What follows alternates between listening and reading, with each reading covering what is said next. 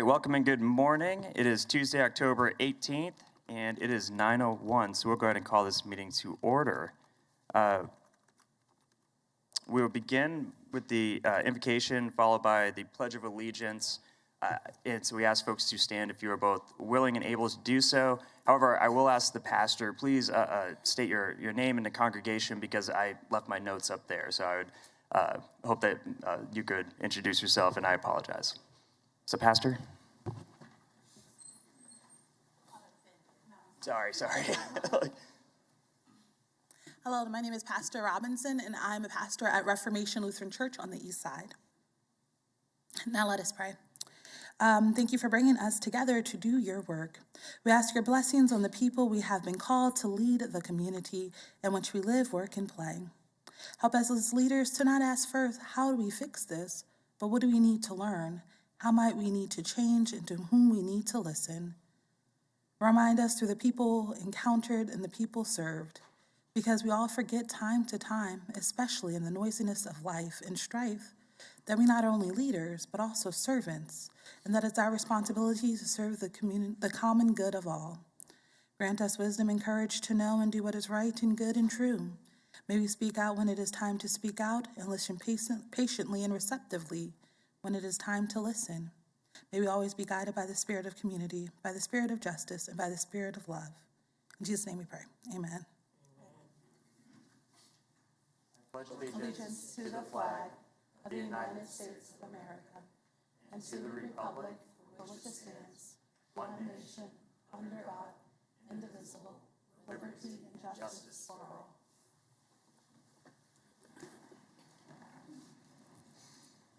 Thank you, Pastor. Madam Clerk.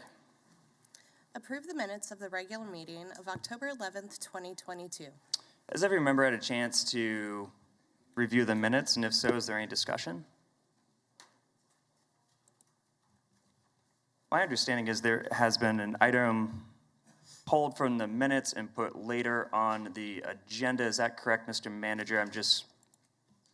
Or maybe it's a different item I'm referencing. Maybe a different item. There was an item that was on the consent agenda that has been added to the moved to the new business. Thank you. That's and I only point that out because I think some folks might be looking off different calendars or following from home. So with that said, if there is no discussion on the consent agenda, then I'll go ahead and make the motion to accept the consent agenda as been most recently presented. Is there a second? Are we doing the consent agenda or the minutes? Minutes. Okay, we're just going to start this meeting over. I apologize. Thank you. For thinking minutes and or looking at minutes and thinking consent agenda, I apologize. Thank you, Madam, or thank you, Vice Mayor, for that. Why don't you go ahead and make a motion while I get my stuff together? No problem. I would make a motion that we approve the minutes of the regular city council meeting for October 11th, 2022. Is there a second? Thank you. There's been a motion and a second. Clerk will open a roll. Members will cast their votes. Having received 7 yea votes, that motion does pass. I'm starting to question if we switch the coffee in the office to decaf. Madam Clerk. Proclamations, Family Promise Week. If you're here to receive the proclamation for Family Promise Week, feel free to make your way to the front.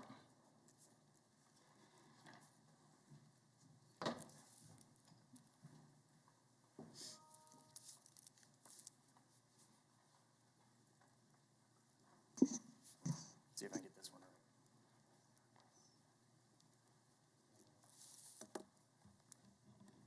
If you want to take a picture, feel free to space.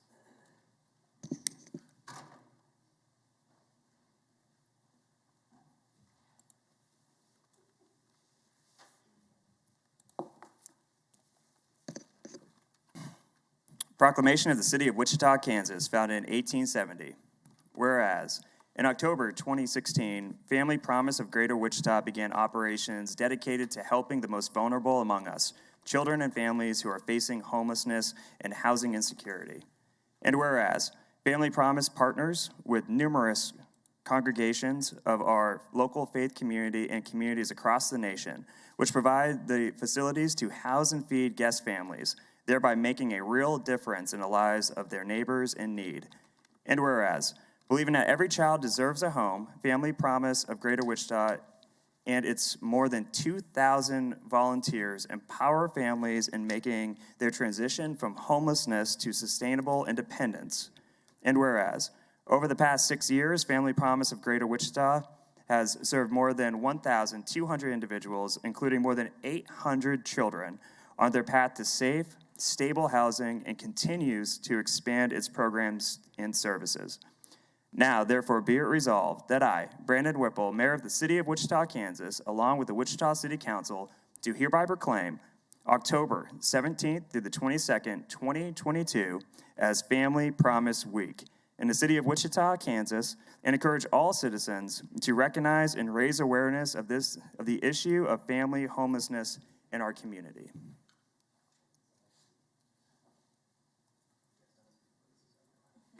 Thank you, Mayor Whipple. My name is Dawn Epp, and I'm the Executive Director of Family Promise of Greater Wichita. Thank you for recognizing Family Promise Week and for recognizing the work that we do in the Wichita community. We love the opportunity to raise awareness about the issue of family homelessness right here in Wichita. We appreciate the support of this council and specifically several members who have partnered with us on this mission. We had a graduate stop by our day house. It's probably been about a year ago, and she was reminiscing about her time with us in the program. And she said, if you're ready to change your life, this is the place to be. And we see this play out in our families' lives on a daily basis. I want to thank our huge support network of volunteers, board members, and staff, some of you are here today. And I would love for you to join with us in celebrating Family Promise Week by checking out our Facebook page to see how you can participate. Thank you.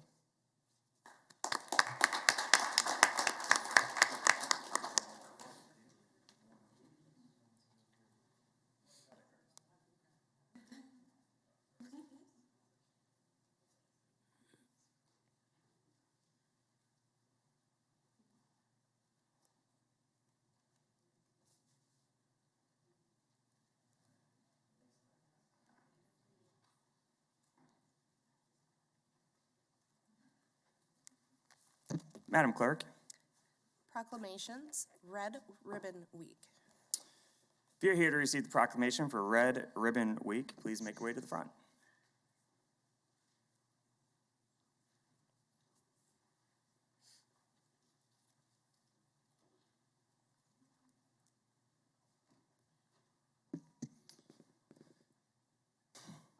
Proclamation of the City of Wichita, Kansas, founded in 1870. Whereas communities across America have been plagued by the numerous problems associated with illicit drug use and those that traffic in them, the Red Ribbon Campaign was established by Congress in 1988 to encourage a drug-free lifestyle and involvement in drug prevention and reduction efforts. And whereas governments and community leaders know that citizen support is one of the most effective tools in the effort to reduce the use of illicit drugs in our communities. And whereas there is hope in winning the war on drugs, and that hope lies in education and drug demand reduction, coupled with the hard work and determination of organizations such as the Young Marines of the Marine Corps League to foster a healthy, drug-free lifestyle. And whereas the red ribbon has been chosen as a symbol commemorating the work of Inquirer Kiki Camarena, a Drug Enforcement Administration agent who was murdered in the line of duty and represents the belief that one person can make a difference.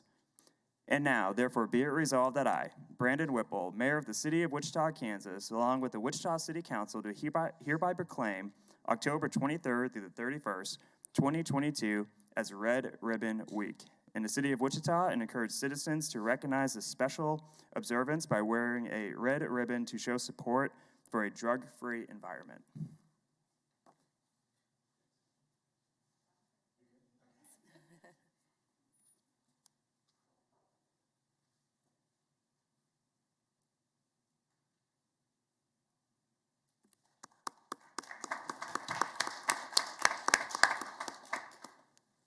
Madam Clerk. Proclamations, National PA Week. If you're here to receive the proclamation for National PA Week, please make your way to the front.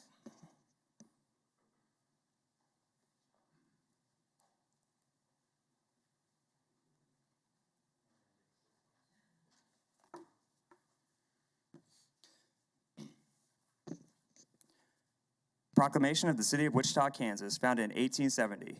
Whereas physician assistants are rigorously educated and trained healthcare professionals who practice medicine in every specialty and setting and often serve as a patient's principal healthcare provider. And whereas quality, cost-effective, and accessible patient-centered healthcare provided by PAs contributes to the well-being and quality of life for all patients of Wichita. And whereas PAs are often the first point of contact for many patients and play a vital role in helping them understand their medical needs and empower them to become effective advocates for their own health. And whereas PAs are a valuable asset to the medical team, enhance the delivery of high-quality healthcare for patients, and often in medically underserved in rural areas.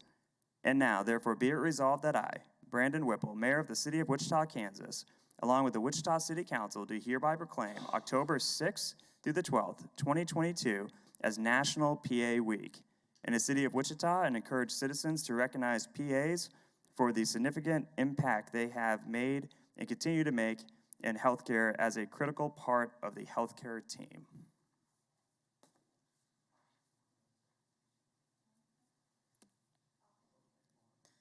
Thank you, Mayor Whipple and the council for reading our proclamation. I'm Rhonda Hanneman. I'm the program director at the Wichita State University PA program. We just celebrated our 50th anniversary this year, so I'm really happy to be here to receive this on behalf of the program and the 300 PAs working in Wichita, as well as the 1,200 PAs working across the state of Kansas. The WSU PA program has educated 1,700 PAs working across Kansas and the nation, and we're here to help address the healthcare shortage by serving the people of our community, so thank you.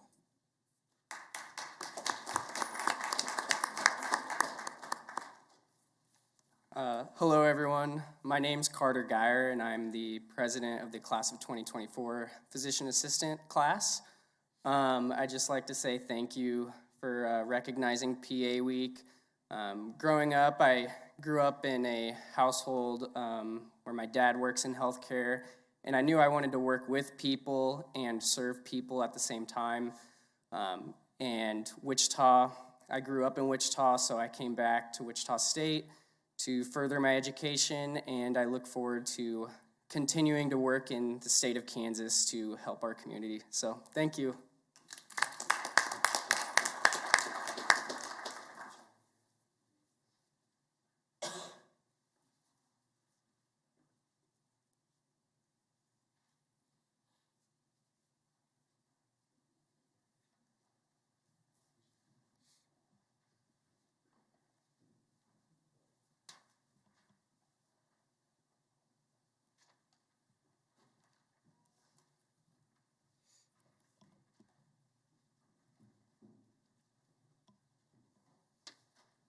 Madam Clerk. Public agenda, Sybil Strum, where is her stuff? All right, we're rolling into a public agenda part of our agenda, and just want to remind folks, though Sybil knows the rules, but these are 5 minutes. Please state your name, your address. The timer is on the screen. If you go over, of course, I'll let you complete your thought, but we just ask that folks be as close to that 5 minutes as possible. Sybil, welcome. It's been a while. Okay. My name is Sybil Strum. I reside at 326 North Walnut. I want to know where my stuff went. When illegally they came to my house and destroyed my house, I want to know where my stuff went. Did you guys junk it? Did you people give it to an antique dealer? I want to know. I was very angry because I was on 2909 North Richmond when I came to my neighborhood and I saw my house destroyed. That was not right. but I want to know where my stuff is. Can you guys answer that question? Because every time I come up to the podium, no one gives me an answer. I've had to go to Maggie Ballard to find out what's going on. I've had to go to Brandon Johnson to find out what's going on. I want to know, do you think that was right to steal someone's stuff? That's theft. But unfortunately, the city people get by. I want to know, where do you all get off taking someone's house? I mean, I can't do this anymore. I feel like y'all betrayed me. I feel like I'm a nobody, and I'm somebody. I've been there for the schools. I've been there for active with everything, but I have been treated like a nobody. I want to know where my stuff is, and I want restitution. I don't want the stuff now because it's probably gone, but I want restitution for the pain and suffering I've gone through, emotionally and mentally. I want my justice. I hear the flag salute, justice for all, but it's not justice for all. It's justice for other people. I know a guy right now that has a bad porch and a shed that's got lead paint, but I don't tell on him because I'm not like that. But please tell me, why did you guys destroy my house? And what did you do with my stuff? Thank you. Thank you.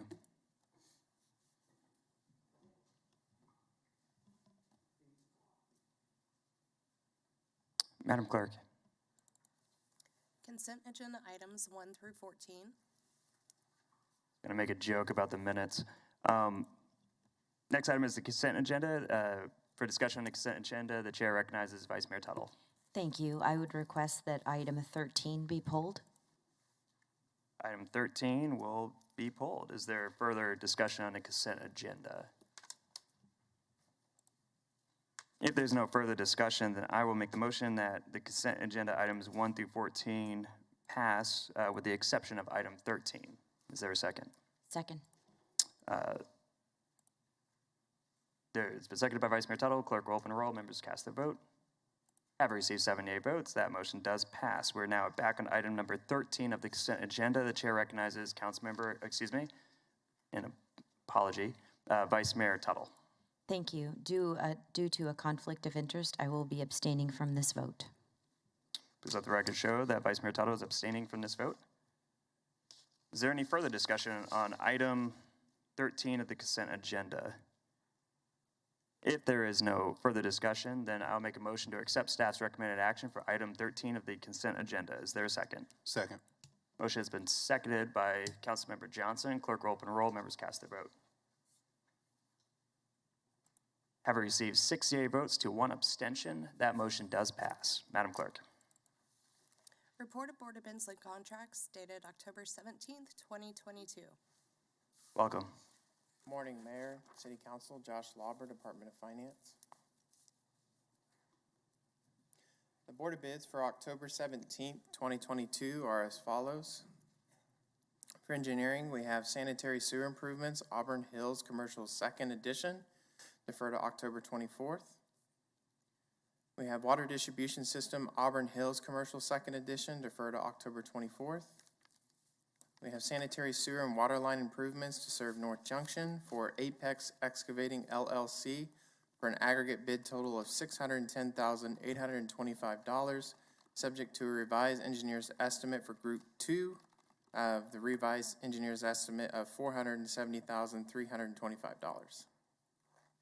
For purchasing, we have 58,000 GVWR cab and chassis dump trucks, defer to October 31st. We have 4-piece velocity pumper trucks for Conrad Fire Equipment for $3,764,959.88. We have RSTI EP processors for Logic Incorporated for $51,974.44. This is how to become a vendor with the City of Wichita. These are our current open requests for proposals out on the street. And I recommend to approve the bid awards as recommended. Thank you. Is there questions for staff on this item? See none. Is there input from the public on this item? See none. We'll bring discussion back to the bench. Is there further discussion on this item? If there is no further discussion, then I'll make the motion to accept staff's recommended action to receive and file the report, approve the contracts, and authorize the necessary signatures. Is there a second? Second. Motion has been seconded by Vice Mayor Tuttle. Clerk will open a roll. Members cast their vote. Have received 7 yea votes. That motion does pass. Madam Clerk. Petitions for public improvements. Good morning. Good morning, Mayor and Council members. Gary Jansen, Public Works Engineering. The petitions for your consideration today include signatures that represent 100% of each improvement district under a valid per Kansas statute. The first development is Hidden Creek Edition in District 4, includes petitions for water, drainage, sewer, and paving improvements. Sunridge 4th Edition in District 5 includes new petitions for water, drainage, sewer, and paving improvements also. Northgate 5th Edition in District 6. In May of 2021, the City Council approved petitions for water, sewer, drainage, and paving improvements. The developer has since submitted revised petitions with revised budgets to reflect current market conditions. Again, revised petitions for water, drainage, sewer, and paving improvements. The same thing can be said for North 45th Edition, also in District 6. In January of 2021, the City Council approved petitions. Now there are revised petitions for water and paving improvements to meet current market conditions. Staff recommends City Council approve the revised petitions and budgets, adopt the new and amending resolutions, and authorize necessary signatures, and I'd be happy to stand for any questions. Questions for staff? Seeing none, thank you. Input from the public on this item? Seeing none, we'll bring discussion back to the bench. Is there further discussion on this item? If there is no further discussion, then I'll make a motion to accept staff's recommended action to approve the new and revised petitions and budgets, adopt the new and amending resolutions, and authorize the necessary signatures. Is there a second? Second. Seconded by Vice Mayor Tuttle. Clerk will open a roll. Members cast their vote. Have received 7 yea votes. That motion does pass. Madam Clerk. Gulf Fund budget adjustment.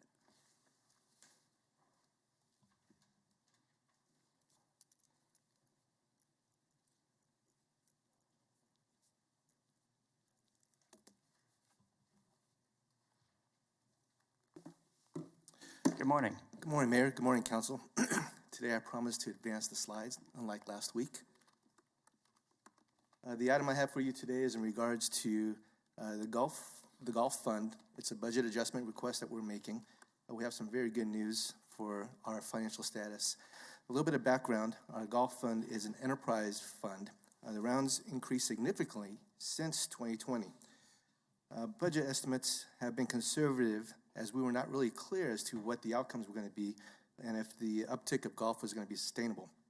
So we basically had a budget of revenue for $4 million in 2020 and 2021, and we are far exceeding that.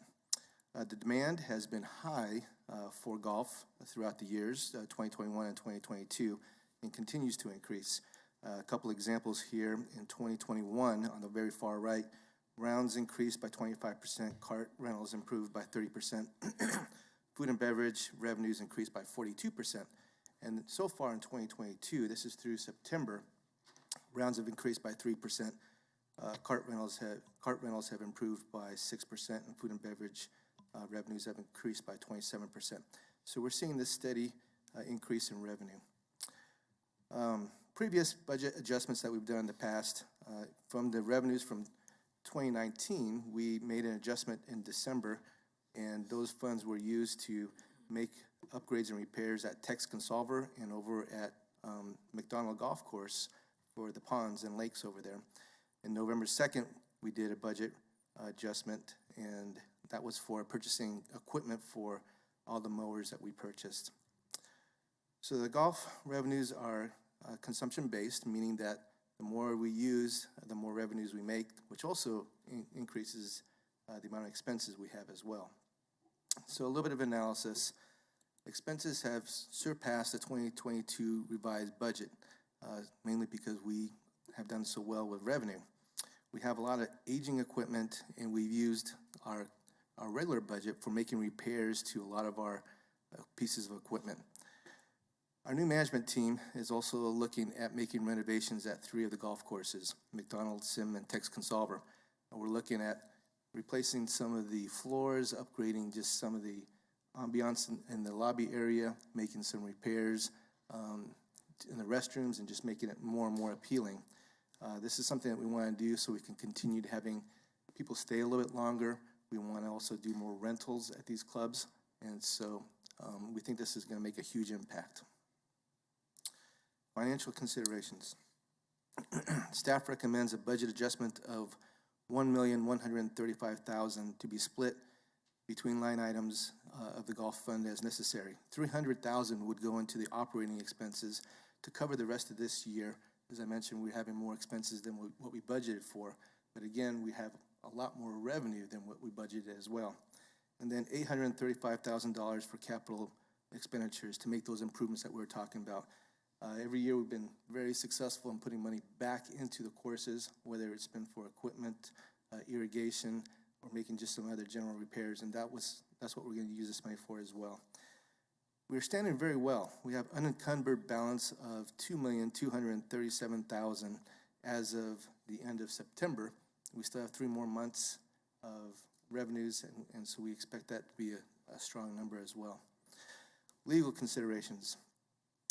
Based on Administrative Regulation 2.5, budget adjustments greater than $25,000 require City Council approval. Since the golf fund is not certified by the state of Kansas, the City Council has the authority to increase the total budgeted of expenses.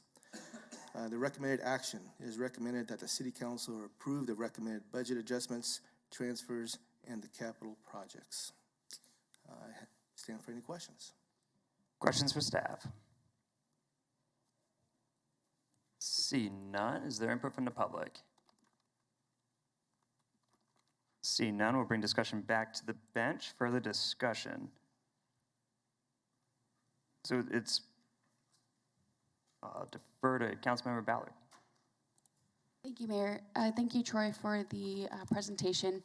I just want to say thank you, Jesse, for joining our team and suggesting some of the improvements that we're making to continue to support our public golf courses. This seems like great news that the demand for our golf courses has continued to remain stable even after the onset of the COVID crisis. And Mr. Manager, I guess if we want to, as we bring in more revenue from folks who are taking advantage of our golf courses, we're increasing the budget. And just for clarity, and please correct me, because the budget item currently didn't account for the growth in participation, and thus we have to adjust that amount so that we continue to serve a larger population who's participating in golf. Is that a correct assessment? Mayor, it is. And then on top of that, following council direction, we're also reinvesting into the courses themselves through capital improvements, and that's the other part of the budget adjustment in front of you now. Excellent. So this is not going to affect the rate of or the cost that individuals pay to golf. That is correct. Thank you. Councilmember Johnson. Thanks, Mayor. Troy or Jesse, have you received any feedback as to maybe why this uptick continues? Is it folks are really happy with the new investments in the courses? Do you think this will continue through 23? So a couple of things that I'd like to share is since we've closed CLAP, I think we've strengthened our streaming of our financial expenditures. So I think we really have looked at that, and that's been a huge help as well. The popularity of golf is still strong, and with all outdoor sports, not just with golf, but anything that's happening outside. So I think we're going to continue to see that for a while.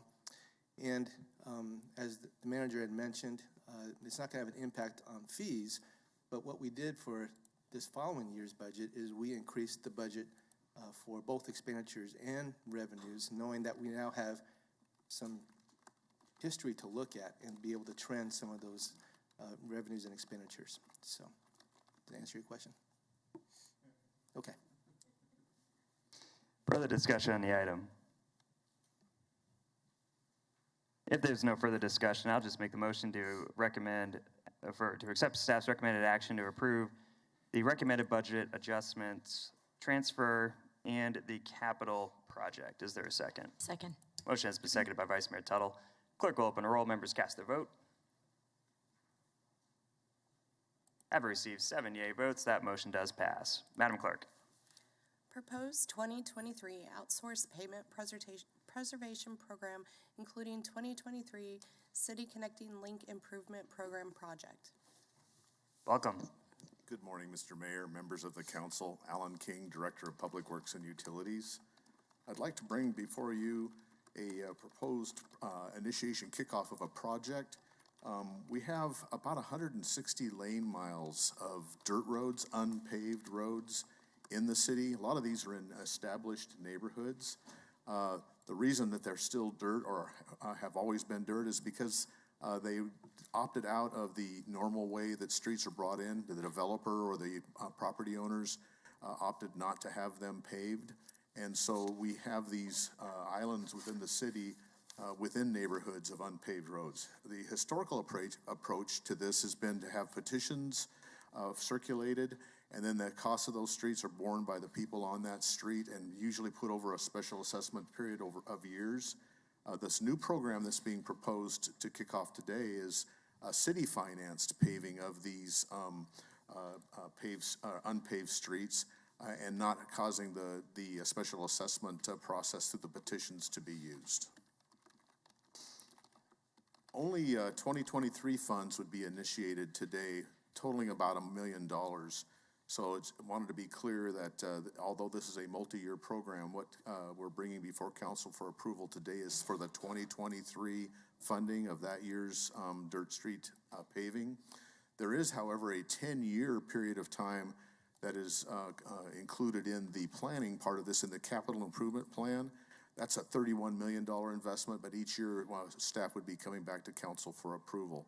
The way that this was financed was we had already in the planned CIP an increase each year in our pavement preservation program, and we'll be talking about that today too.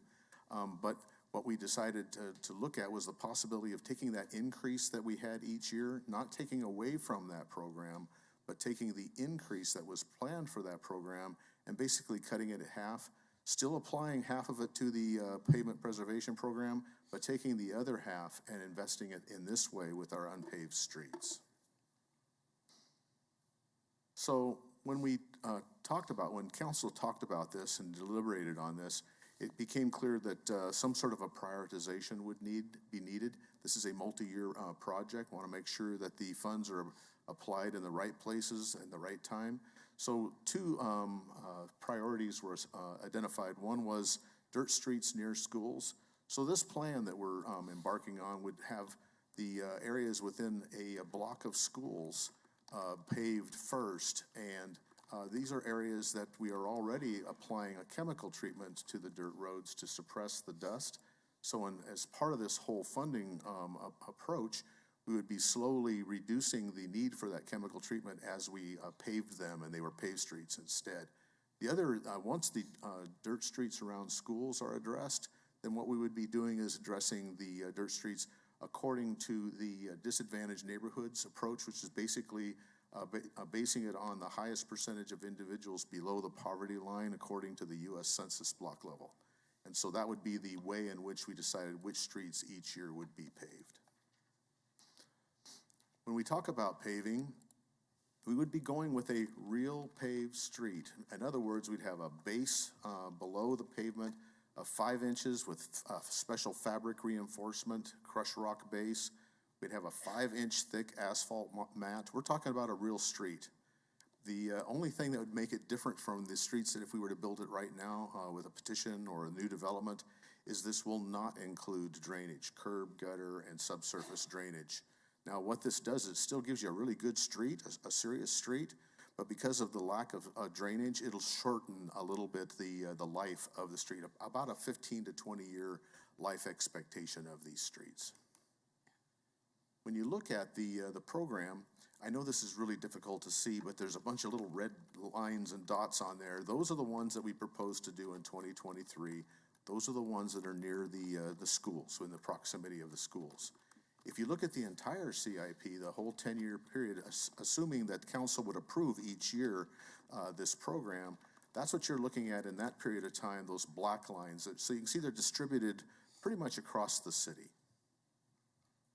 To give it even more context, if you look at the brown lines, and it's difficult for me to differentiate between the black and the brown lines, but as you probably noticed as I change slides, there are more lines on the map.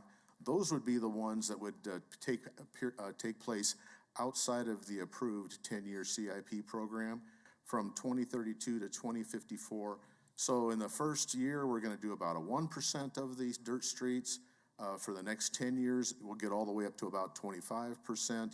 And then the rest of them, the remaining 75% roughly, would be done sometime before 2054. So as you can see, this is a long-term plan. What our recommended action for council today to consider is to approve the 2023 Dirt Street Paving Program, adopt the bonding resolution, and authorize the necessary signatures, and that concludes staff's presentation. Is there any questions for staff? Councilmember Frye. Thank you. Alan, appreciate the presentation. A couple of quick questions for you. And I know I've asked this before, but it wasn't in your remarks today. Is there an option or process if the neighborhood prefers to keep their street unpaved? I know that in my district there are a couple of areas where there are unpaved roads, and they prefer that because it keeps the speed down. And then the second question, are connecting driveways included in this budget expense? There would be driveway approaches allowed, but not the kind of infrastructure that you would normally see with the streets. To answer your second question, the first question is we will certainly be contacting people as we go out and start contemplating doing these paved streets, and that could very well be a factor that's included in the prioritization. We would not want to put in paved streets where people didn't want it. We'd have to address the detailed sorts of questions about what constitutes a majority of people not wanting the pavement. Is it like the petition process? So we have a few questions to answer before we get to that point. But I think when you look at the prioritization that we have presently in place with the schools first and then the lower income neighborhoods second, we probably have some time to work out those issues. Yeah, Mr. Mayor, Councilmember, I think the question is more applicable to the second phase that Alan's talking about. I don't know that we would allow a neighborhood to opt out around the schools, because that would defeat the purpose of, or the council's priority in terms of providing a different environment around schools. But we definitely would implement something for the second phase. Right, and I understand that as it relates to the schools. I'm just really more concerned about those neighborhoods that are worried about the speed, and quite honestly, they're possibly increasing their property taxes by having that paved. So just want to make sure we have a process that's very clear if there is an option for those neighborhoods that want to opt out. Thank you. And I agree with Councilmember Frye that the ultimate decision should be with the neighborhoods. And I just want to, I guess, point of clarification. This year, this particular vote only includes the areas by the schools. And that allows us to, I guess, at least show the public what we're doing, show what these streets are, because they might be different than the other streets we do. And next year, as we expand out, then I guess we have time to develop that process. If there are folks who, hey, I like living on almost a country road, and a gravel road, people who prefer that, we could develop that process between now and then, I hope. Mayor, if I remember, I think it's 4 years before we finish the schools, so we do have plenty of time. Thank you. Councilmember Hoheisel. Thank you, Mayor. City Manager just answered my question. Thank you. Councilmember Johnson. Thanks, Mayor. Following up on Councilmember Frye, with that process, so if a neighborhood was to say we don't want our road paved, could we add in the process what happens with those funds? Like, do we go down to the next street that was coming up the next year? Just something to explain so we all know. Is there further questions? Seeing none, thank you. Is there input from the public on this item? Seeing none, we'll bring discussion back to the bench. Is there further discussion on this item?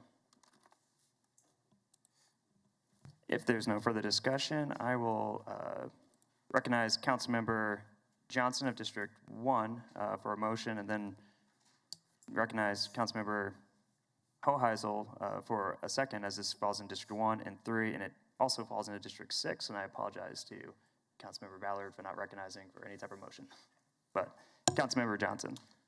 Thanks, Mayor. I would move that the council approve the 2023 Dirt Street Paving Program, adopt the resolution, and authorize the necessary signatures. Second.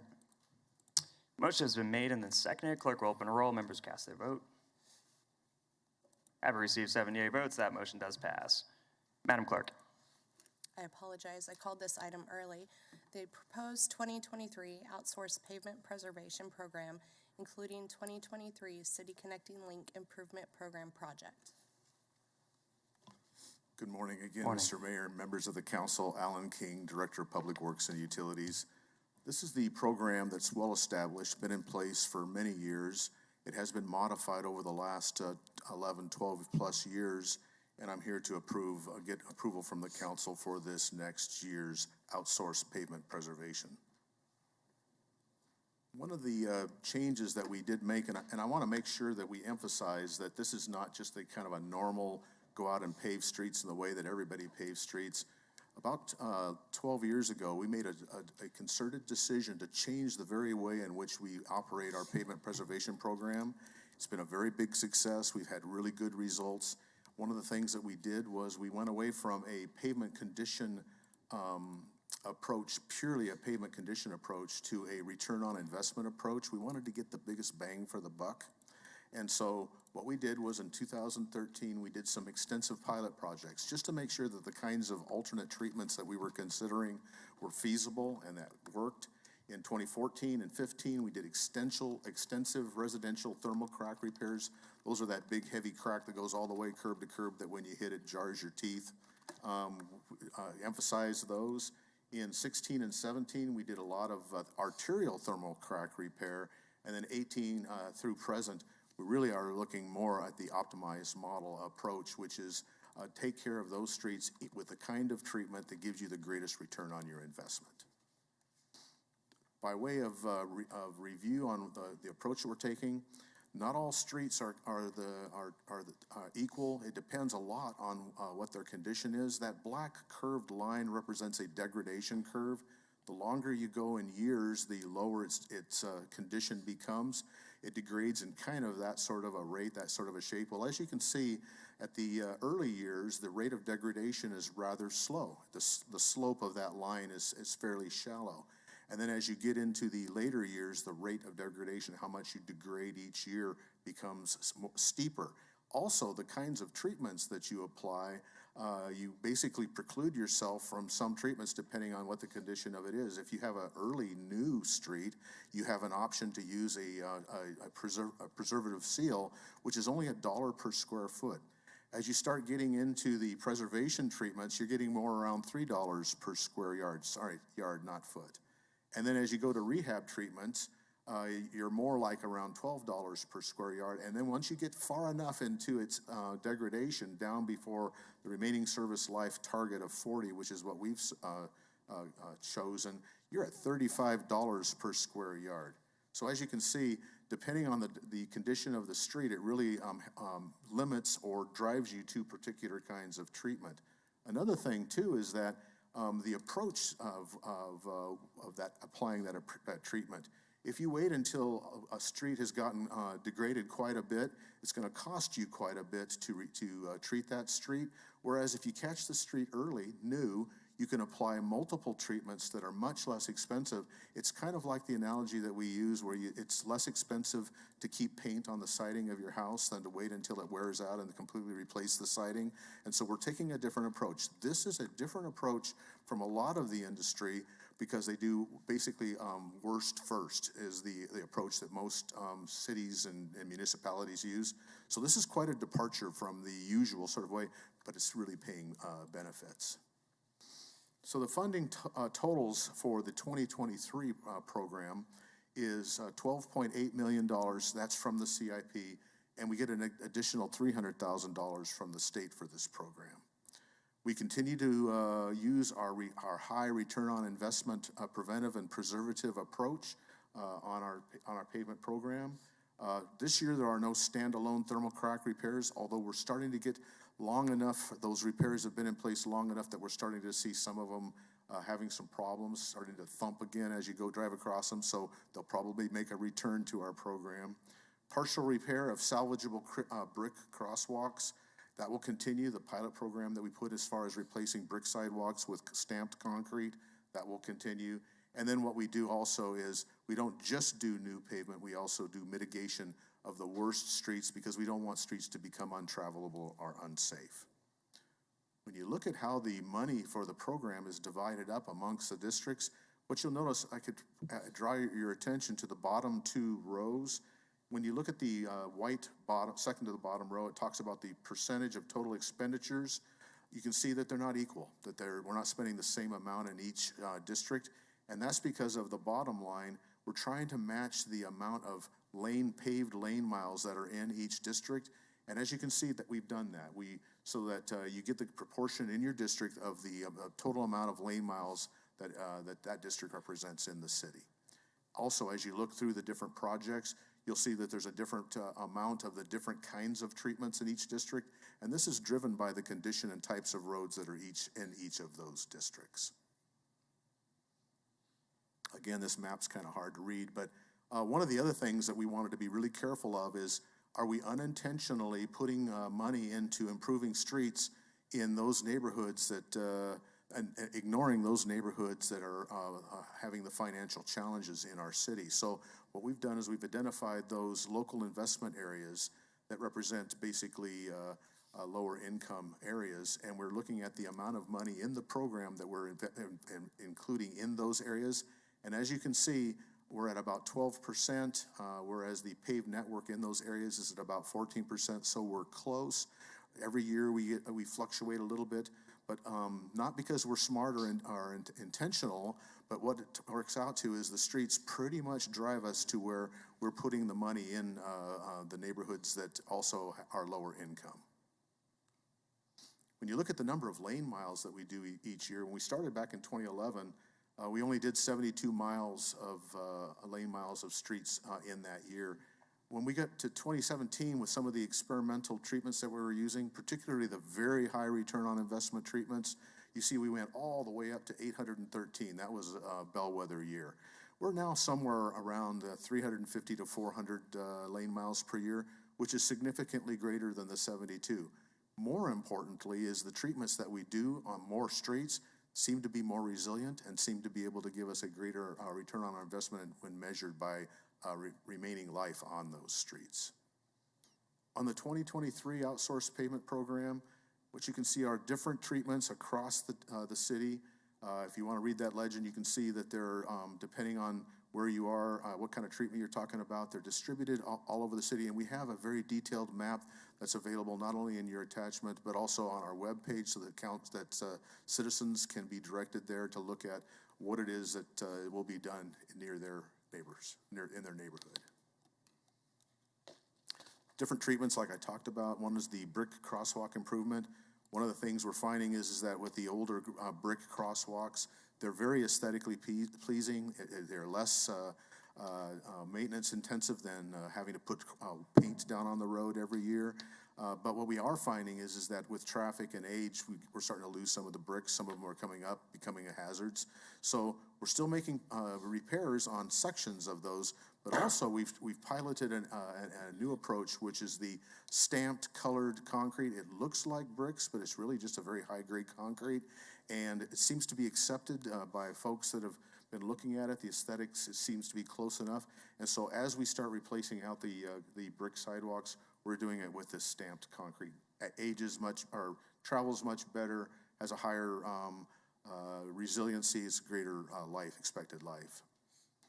We're also looking at concrete repairs. This is challenging for us. Concrete repair is the most expensive of our repairs, And we have a fair number of concrete streets. Concrete's great, it lasts a long time, but once it starts to fail, it's a real problem. We try to use our Thermopatch truck on it. It lasts for a while, it also looks really ugly. And so we're trying to keep those roads passable. But as we start getting a little bit more gain, a little bit on our funding for our streets, we want to start putting more and more into actual repairs of our of our concrete streets. Localized repairs, this is very successful for us. Rather than treat a whole street from block to block, from intersection to intersection, just uniformly, what we're finding is that sometimes a street can have a fairly good rating when you look at its entirety from intersection to intersection, but there's a particular place on that street because of subsurface conditions that are poor, you get a really bad place, and rather than just put pothole patch material in it, we're actually now concentrating on those areas and making localized repairs, and we're finding that that's increasing the value and rideability of our streets. A micro-surfacing seal. This is a mixture of aggregate and polymer and emulsion, and it's a really good treatment. You can see a before and after picture here. We're getting a high amount of satisfaction from that treatment, and it seems to be wearing well. We continue to monitor. About every other year, we go out and look at our network, and we monitor stretches that we have done treatments on to see how they're holding up. Pavement and pavement joint and crack seal. This is the highest bang for our buck. When you have cracks in the street, water penetrates, you have the degradation of the street is accelerated. So what we do is we put this sealant on those cracks, and it gives a lot of life to that street. But unfortunately, the aesthetics of it, people notice the crack seals. So part of it is that people call and they say, what have you done to my street? We let them know what the purpose of it is and how it improves the life of that street. And generally, that's an acceptable answer for our citizens. Preservative seal. This is a interesting approach. Once we've done a full surface treatment of a street, it's a new street basically, it looks like one anyway. About a couple years, a year or two afterwards, we come in and do this preservative seal. And people sometimes will wonder, why you just did this street? Why are you coming in and doing it again? Well, this is like painting the side of the siding on your house. It's to keep new, and we're finding that's the highest return on investment. If we can keep our streets new and in new condition, the ongoing cost for that street is much less. And so that's part of the success of our approach in this program. Ultra-thin bonded asphalt surface. This looks like a brand new street. Very successful. We use it on the higher traffic areas. We go in beforehand generally and do our subsurface repairs so that they won't get a failure underneath this new asphalt surface again. And this seems to be very well received, especially when you see a nice black street with nice bright fresh paint on it. People really notice that. So you ask, well, okay, you keep saying this is a real successful program. What we do is we have a way to measure the success. It's not just subjective, it's objective. We actually look at, for example, the asset value. When you consider a new street, its asset value is 100% of the cost to put in that new street. And then we degrade it along that black curved line that we talked about earlier. The black dotted line, that was the old approach that we were on. As you can see, our asset value was degrading. Every year it was getting less and less, and we knew that, and we knew that we had to change direction. We had to do something different. So what we adopted was that yellow line, and that yellow line was this different approach, different treatments, different timing of treatments, and also some extra funding that council provided for the program. And as you can see, we were making good advances on the value of our street network. And projected out, that red line, that's what we're looking at. We continue to make good, successful advances on our asset value. When we look at the dotted yellow line, we got all the way up to $8 million a year. And if we held at $8 million a year, we did a little bit of a degradation, but then kind of leveled out. Well, the council decided to increase in the CIP the amount that we spent, and that's that red line that we're seeing. So as you can see, we're on a good trajectory for protecting the value of our street assets. Same sort of a thing, a different scorecard is looking at lane mile years, not just dollars of street worth, but actually how long does the network of that work? Same sort of a story, almost exactly. With the new approach. We improved with a greater amount of funding. We improved even more.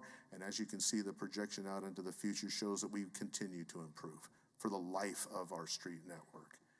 And then finally, this all sounds good, but what about those streets that just don't get paved quick enough, don't get treatment early enough?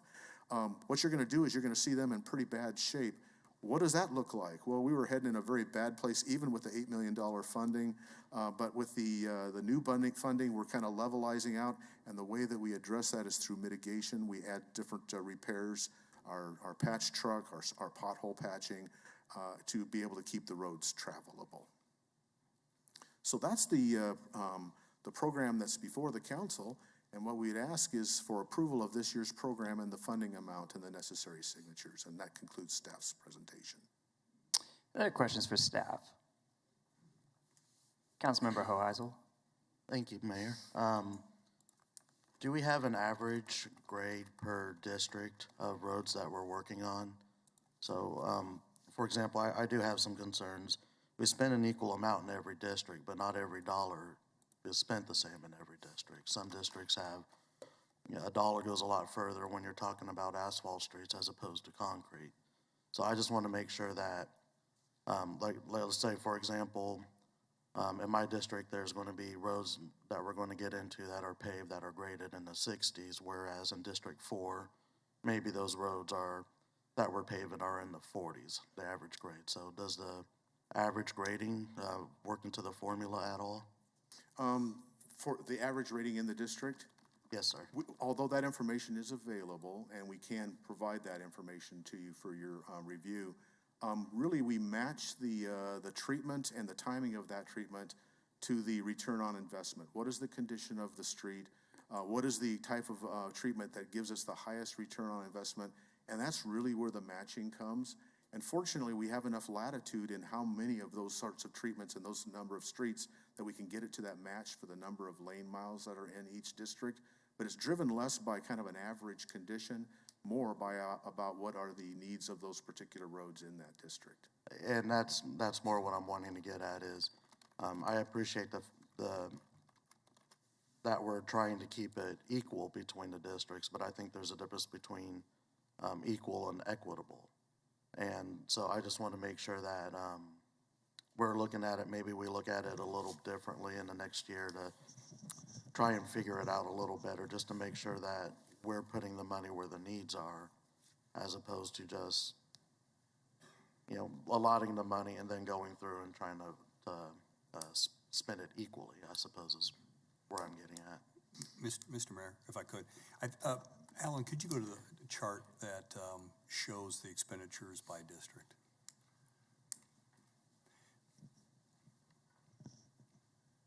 Thank you.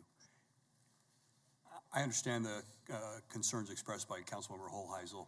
What I will note, though, is that there are significant needs in each of the districts. I think what Alan's saying is there are different needs in each of the districts, but it's going to take us a while to be able to address the backlog of street needs in each district. I think your issue would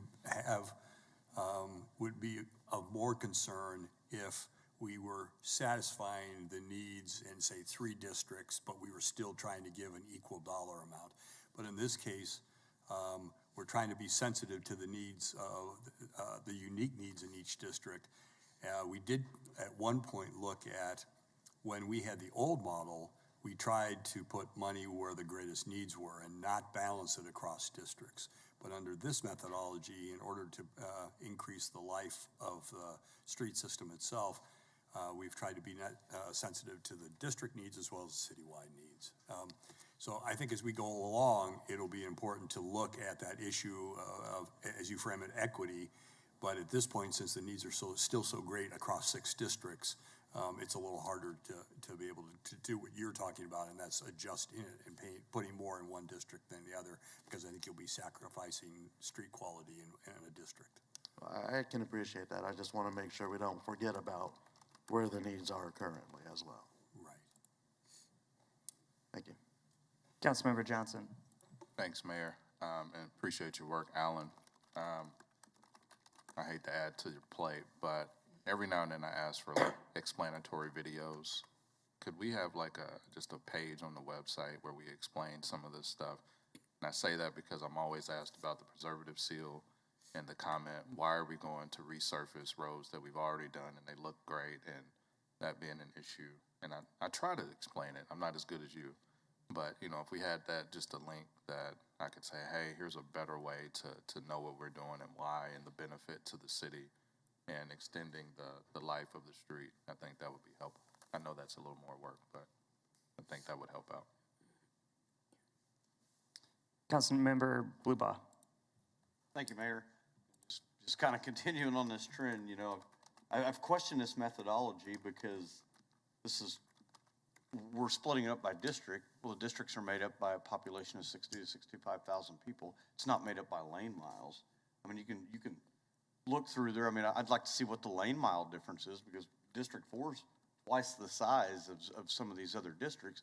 And also, as we just went through the dirt roads, these dirt roads aren't accounted into that figure. Is that correct? Yes, sir, that's correct. So we just talked about the investment in the pavement preservation, but I really think that this leaves a lot of our citizens, you know, out of the long-term fix on this. So I'd really like to have some discussions about that. Councilmember, we actually have adjusted the system based on your input and the discussion of council. If you look at this chart, District 4, for instance, it has 17.8% of the total network, paved network in the city, and it's getting 17.8% of the expenditure. So it is recognizing a greater percentage of streets that are in your district, say, versus District 3 or District 5, which are smaller amounts. Is that from the dirt road analysis? Or No, is that... this is only paved roads. Okay. So I just there's a lot of streets out there, so I just want to make sure that we're being as equitable as we can with it.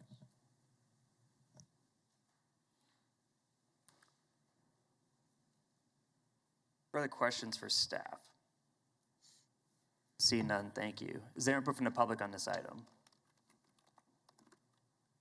We'll bring discussion back to the bench. Further discussion on this item, I think we've already had lots of robust discussion, so let's keep that going. Councilmember Hoheisel. Thank you, Mayor. I just want to clarify, I do appreciate Public Works and their forward thinking as to how we're addressing streets. The old model was not working, so I do appreciate the model that we have now. I just want to make sure that we're open to adjustments as needed as we go along. So thank you guys for your hard work, and I look forward to working with you guys in the future on this. Is there further discussion? Mayor, if I can, two things. One, just in response to Councilmember Hoheisel, just to take it one step further. As we get to a point where we have more concrete streets that need replacement, we'll need to do adjustments because of the expense of the concrete streets, right? And so I think when we get to that point, we will be pivoting. But right now, again, there's so many needs and so many categories that we're not there yet. The other thing is, I just want to thank the council for the attention and support they have provided over a number of years. Infrastructure expenses are not sexy, right? And this council and the last two councils inherited some infrastructure problems that have been created over a long period of time. It's never easy to be the ones that then put the money in to make up for those deficits, but the council has done that, and what you saw in those charts shows the difference that the council's policy has made over the last 5-6 years. We were definitely headed to a significant maintenance problem in our streets that we never would have been able to dig ourselves out of if the council hadn't changed its policies and decided to fund the way that you are today. So I want to thank you for that, and it came with a lot of discussion, I know, and a lot of sacrifice in the CIP. That was a better closing argument than I could make, to be honest. So I'm just, should we defer for a motion? I don't think we could do that. Is there further discussion? If not, then we can, I guess, leave it there. So I'll make the motion to accept staff's recommended action to approve the 2023 Outsourced Pavement Preservation Program, adopt the resolution, and authorize the necessary signatures. Is there a second? Second. Motion is seconded by Vice Mayor Tuttle. Clerk will open the roll. Members cast their vote. I've received 78 votes. That motion does pass. Madam Clerk. Water and sewer rate and fee adjustments for 2023. Good morning again, Mr. Mayor and Welcome. council members. Again, Alan King, Director of Public Works and Utilities. Did you want me to pause, sir? Okay, I'm sorry. I get so excited. I want to come up here and share this with you. So we're here to talk about the annual adjustments to water and sewer. Not only rates like we do every year, but this year we also want to consider fees. Fees are not updated as regularly and as often as the rates are, but we wanted, after the latest cost of service analysis, to make sure that that was before you today for your consideration. So by way of background, the City Council considers rate adjustments annually, usually about this time of the year for the following year, to provide for for water and sewer services. A cost of service analysis was completed here just recently to assess the adequacy of and appropriateness of our customer rates, but also our fees. And the results were shared with City Council on August 23rd by our consultant. The consultant also reviewed the methodology the city uses to calculate its user fees. To make a differentiation, the rates are the amount that you pay every month to have water and sewer service. The fees are if you have something special that's done at your particular property. We just want to recover the cost from that fee. Rate adjustments, capital improvements, that is the big driver for our water and sewer rate increases.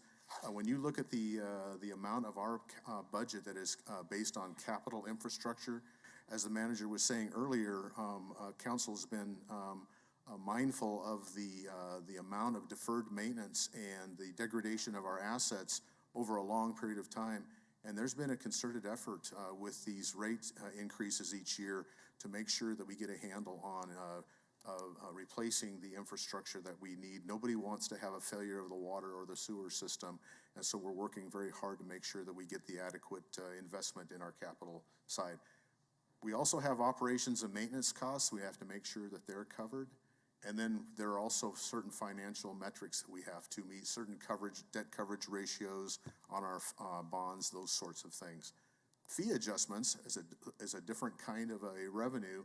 It's an updated cost for labor and parts and other service components for things that we do. So if somebody wants to have a different meter installed, if they want to have some kind of a service that's associated with their particular property, to make sure that all the other ratepayers are not covering that cost, we have that fee paid for by the person that generates that need, and we basically are looking at just recovery of our costs. We're not making any kind of profit on it.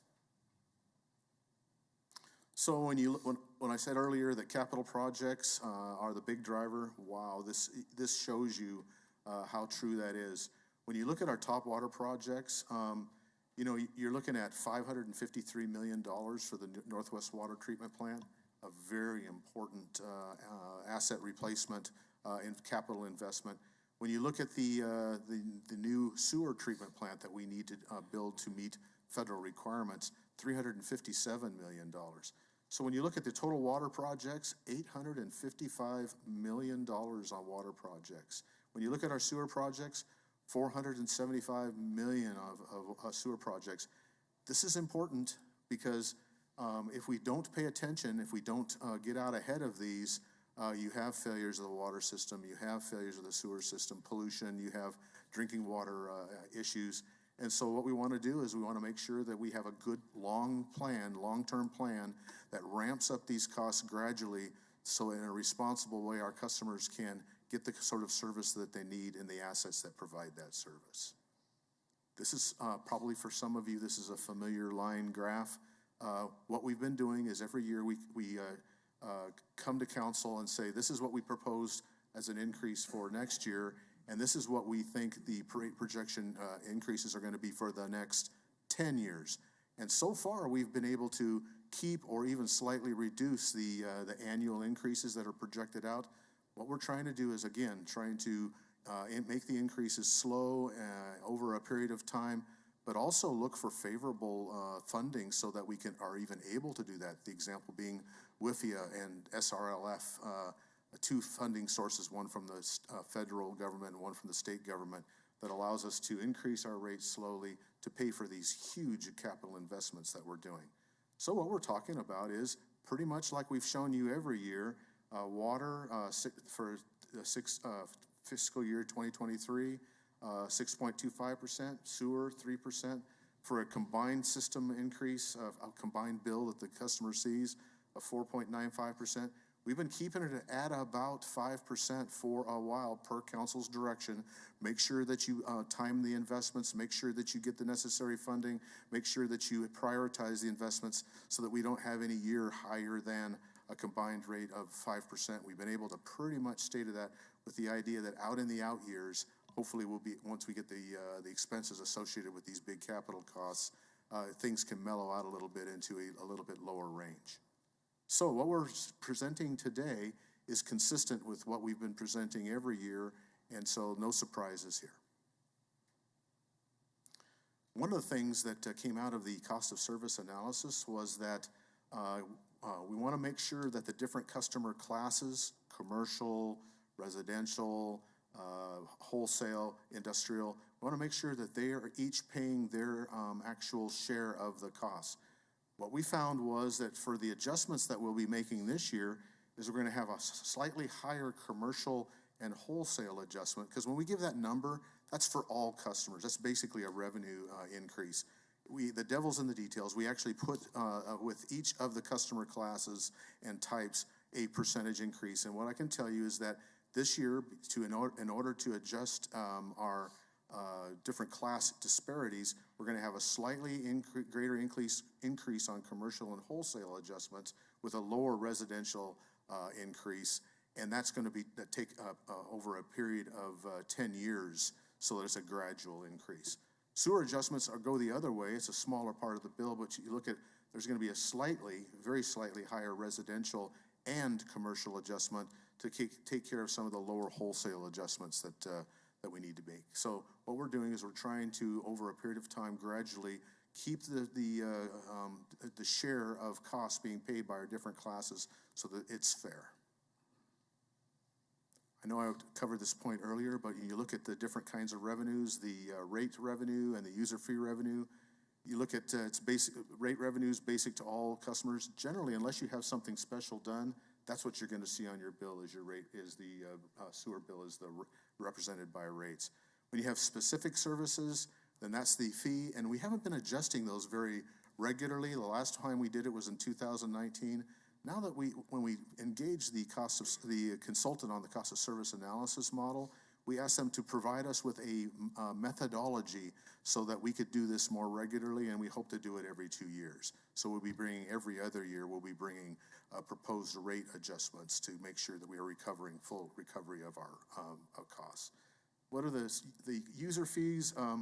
When you set up a new account, shut off for non-payment, there's a fee associated with that. Backflow prevention inspection fee, there's a fee associated with that. Repair charges due to misuse or vandalism, if someone vandalizes their water meter, say, for example. This is just a few of the examples of the user fees, and there's a more exhaustive list available to council to review and what the proposed rate adjustment is.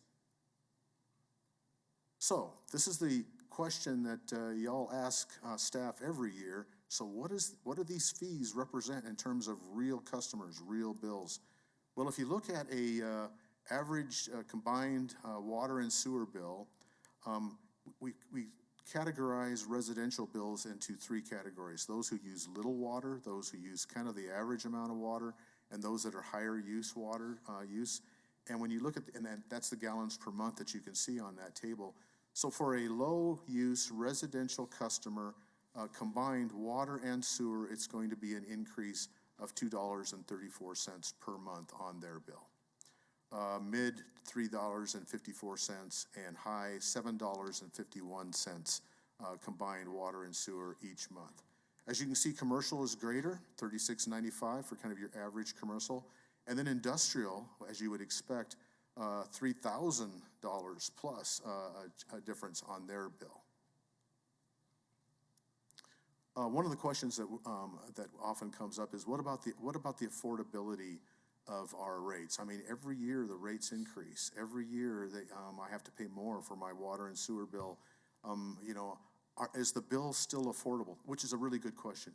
When you look at the combined 4.5% of the combined utility, 4.5% of the median household income, that's what's considered to be affordable by the U.S. Census Bureau as of February 2022. You can see those different bars for the different residential customers, the low-use customer, the mid-use customer, the high-use customer. As you can see, the annual bill for each of those three classes is below what's considered to be an affordable medium house income percentage of your expenses. So what we're doing is we're keeping an eye on that. We don't ever want to get up at that line. We try to stay as far below the line as we can while still balancing the needs of these significant capital investments that we're making. There are also ways to address some folks have difficulty paying, no matter how low they are, no matter how little the increase is. There are folks that are challenged with meeting their monthly bills, and so we want to make sure that we're mindful of that as well. There are three programs that I wanted to, actually four, that I wanted to talk about. The Wichita Emergency Rental Assistance Program, they started back in February 2021. The Emergency Water Assistance Program also just started back in December of 2021. Then there's this rate relief we resumed our rate relief October 1st of this year, and that's administered by Public Works. If you look at the different breakdown by year, 2016 through last year, you can get kind of a sense on where the funds are being put to help people who have difficulty paying for their water bills. I want to make sure that we are clear in the fact that what we're talking about here are people who get in the arrears on their payments. They've passed balance, they're facing shutoffs. Those are the people that are really getting the attention in these programs to help their water stay on, to not have to get into a place where they're so far behind that just the penalties represent a utility bill. And so these are funds that we work with our partners in the communities, the different state and federal and housing also provides help here too. We work with them, and we also set aside some amount every year out of our own budget to be administered through, for example, the H2O program. So it's important for us to make sure that we're mindful of the fact that no matter how low or affordable your rate is, we try to make sure that there is a safety valve for people who have difficulties with their bills. When you look at the comparison, well, yeah, but how do we compare to other cities? This was one of the slides that was presented at by the COSA consultant last month. As you can see, you look down about the lower part of the stacked bars there, that you see that Wichita proposed and Wichita current is really quite a bit lower than a lot of the other cities that are by population. You can see that somewhere close to us, we've got the populations listed there. New Orleans being a very high one. Tulsa, Oklahoma, a close neighbor. As you can see, when you look at how we compare to similar size cities, we're doing pretty well, even with our significant investments now lately on our capital improvement program. Also, when you look at regionally, when you look at Kansas City and Olathe and a few of the other ones around us, not looking just at the population, but also looking at location, again, we're down towards the lower part by comparison of some of our neighbors. I think this shows that we're taking a very measured and thoughtful approach to increasing significantly the reliability of our infrastructure, but at the same time being mindful of the effect that's going to have on rates, and I think that's reflected here in this comparison. You look at the water and wastewater for average AWC. This is mostly for commercial, same sort of a story. Without going into too much detail, you can see that for our commercial customers, we continue to be competitive. Our bills continue to be lower than those of the same population or those of our neighbors.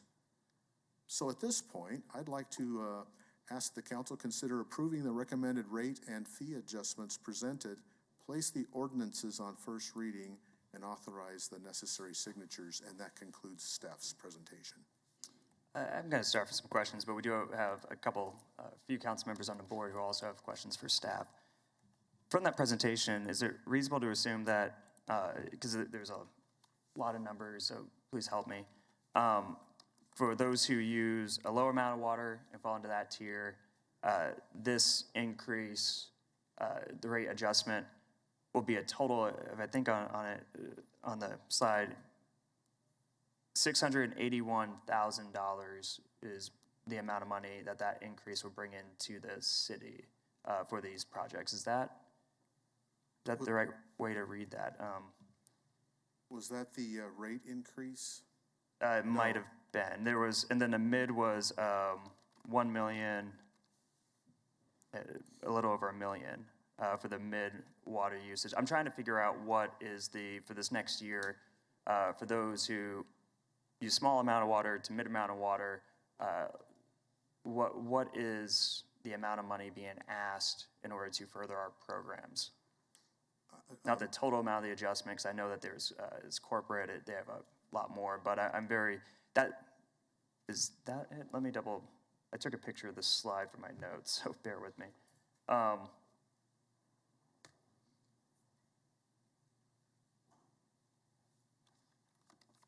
don't know, maybe through discussion, maybe Councilmember Frye's on the board, he's very good with numbers, maybe he can help me out with this. But before I get the floor to you, I do want to recognize Councilmember Johnson, who was on the board ahead. So Councilmember Johnson, I'll return to my question while I can clarify it. Thanks, Mayor.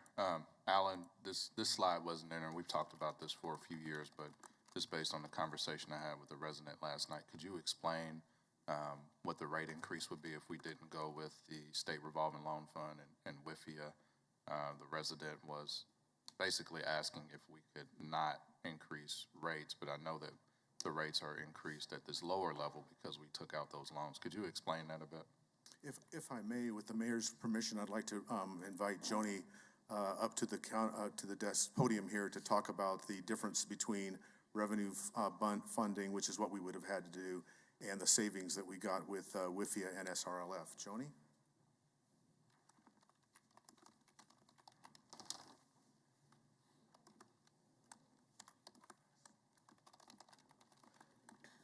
Good morning, Mayor, City Council, Joni Chamberlain, Public Works and Utilities.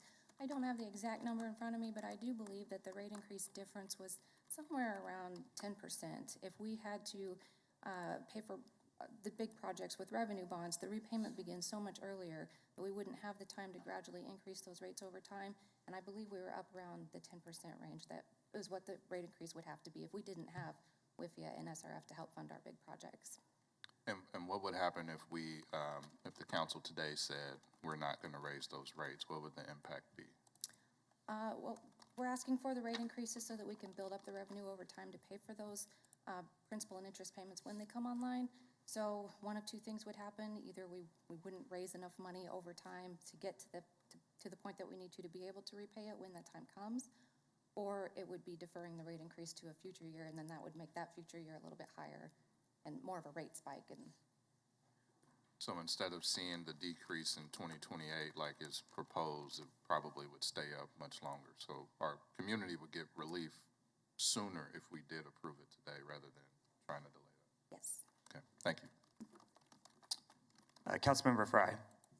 Yeah, I think in that example, Councilmember Johnson, you're robbing Peter to pay Paul, right? So you may defer that payment now by not having that rate increase, but 10 years later, that's going to be so significantly higher that the sticker shock would be unreal. So, Alan, my question for you is on the capital project slide. We talk about $1.3 billion over the next 10 years. The one that really drew my attention, and it's probably because we're in such a drought condition right now, the public water supply plan of $31 million. I'd like to dive deeper, no pun intended, yeah, sometimes, on that one, because obviously no rain last several years. I don't want to go back to a situation in 2014 when we were almost in a panic mode on what we were going to do with public water supply, and I know we've been paying attention to it. The ASR is full and recharged, but flew over Cheney Lake this weekend, and there's a massive sandbar in the middle of that lake. And so I just want to get comfortable with how we're planning for that future if we continue with these drought conditions. So maybe getting that plan circulated to all of us, I think, would be helpful to see how we're addressing that $31 million. All right, thank you. Yes, sir, we'll make sure that we get a report to you so you have a sense of where we are and where we're trying to go.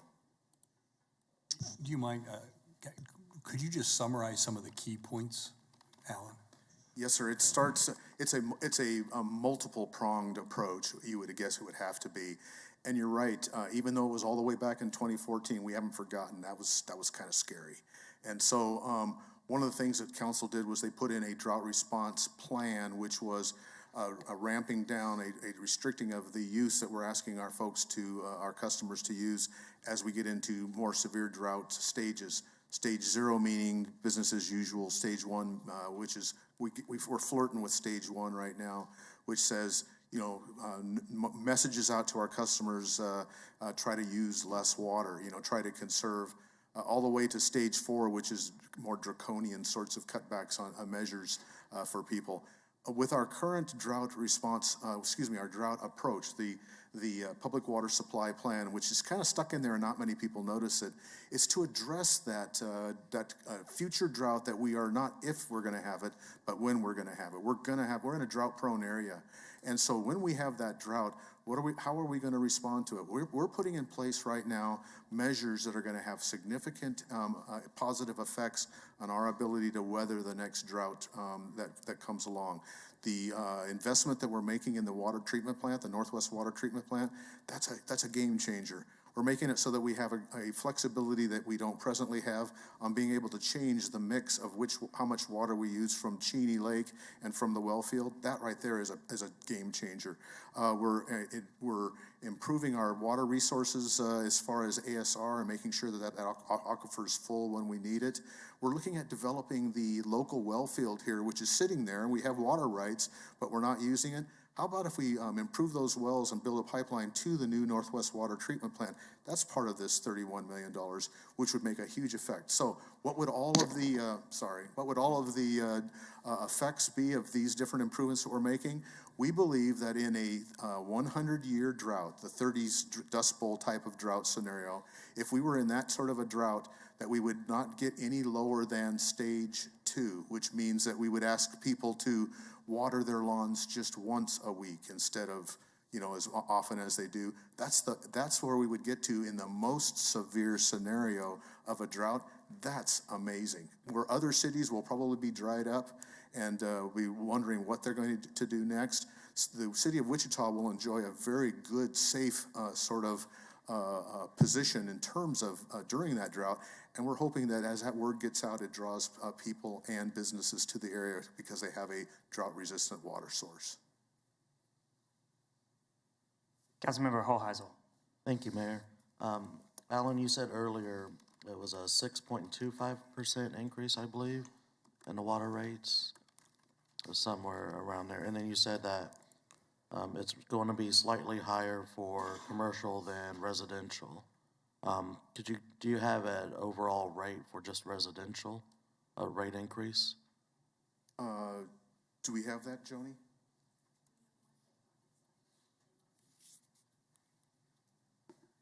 A hip pocket slide, okay. See how good Joni is? Okay, is this it? Class rate? Yeah, I believe, yeah. So the actual residential increase is going to be 5.47%, and the commercial increase will be 7.46%. Is that what I'm reading there? Yes, sir.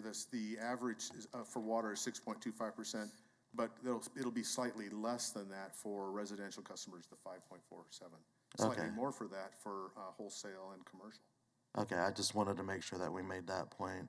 Also, when are we going to start paying on the Northwest Water Treatment Plant? It's 5 years after first draw. Oh, 1 year after completion, which would be about 5 years, yeah. Okay, so this is just building up for when we do have to start making those payments. Yes, sir. The point that you all were making earlier, which is what if we didn't increase at this sort of a rate? Because we are committed, we are building these facilities. Eventually, we'd have to make up for that. If we don't do it gradually like this, it would not just be leveling off later, it would be a significant increase later. And so what we're trying to do is to provide levelized, predictable rates for our customers. Okay, thank you. Vice Mayor Tuttle. Thank you. Thank you, Alan, for the presentation and for staff for all their great work on this. It's never easy to ask for an increase for our residents and for our businesses, but I understand the rationale. Could you go back a couple slides for me, please? I forgot to write it down. Which number it was? This one. Thank you. So we know that, the current inflationary economy is stressful for families right now and for businesses. So if we have individuals or we have businesses that are in jeopardy of, they're vulnerable and not be able to pay, and then now with this increase, how are they made? Is there a system where they're then made aware, like you've had so many bills that you didn't pay, or how do we let our residents and our businesses know that we do have resources available to help them? Thank you. Yes, generally, we try to, we look at people's bills as they fall into arrears and as there's penalties for, late balances. As we see people getting into that position, one of the first things we do is we contact them, ask them if they understand what their situation is, ask them if there's any way we can set up some sort of a payment plan for them so that they can pay it off gradually and not have to be worried about having their water shut off. And for some people who just can't, even with a payment plan, seem to be able to get where they need to be, we recommend them to more than one of these categories and refer them to them so that they understand these sorts of resources are available to them, and we try to explain it to them on how it works as well. So we try to support our customers that are in this particular situation. Thank you, and I was assured that you did. For city manager, it might be something even that we ask communications to make sure that the word gets out that, with this rate increase, that if anybody is, or in businesses or individuals are having trouble with their water rate increase in their bill, that assistance is available. And that might maybe make some people more rest assured. I just received a few emails from people saying that, they were scared that this was gonna mean that hundreds of people would have their water cut off. So just wanted to make sure that the community knows we're trying to work with everyone. Thank you. Councilmember Ballard. Thank you, Mayor. Alan, I have a couple questions, and I apologize if I missed this. How much of the rate is for rate assistance? You mean how much money does the city pay out of its enterprise fund on it? Isn't that $32,000 a year for the city's part? I'm pretty sure it's 30. I can check on that. Okay. And then some other questions I had are about the Wichita Emergency Rental Assistance Program and the Emergency Water Assistance Program. Are the how are those funds generated for those programs? They're not city funds. They come from other sources. They're administered by others other than the city. And generally what we do is we make sure that people are aware of these other programs, even though they're not a city program, even though they're not funded by the city, there's still money that's available. Some of this money became available as part of the response to COVID and the difficulties that presented for some people. And so, as you can see in 2021, which is what you would expect is when these funds came online, 379,000 plus for one of the programs and 53,000 for the other program. So there is a greater amount of money available in these programs than what is available in the city-funded program. Okay, I'll probably email you some questions because I have several more questions in regards to those programs. And the other thing that on one of the slides,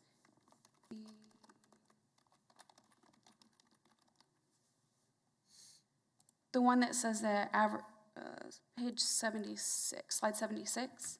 Yes, is there a way to potentially add more than 3 categories? Absolutely. These have been categories that seem to kind of communicate the idea of a low user, average user, high user, but we would certainly entertain additional categories if you thought if that could be helpful.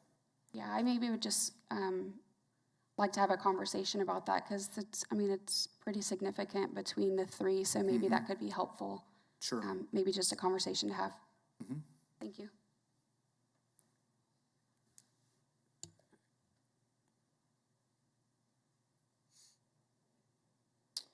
Further questions for staff? See none.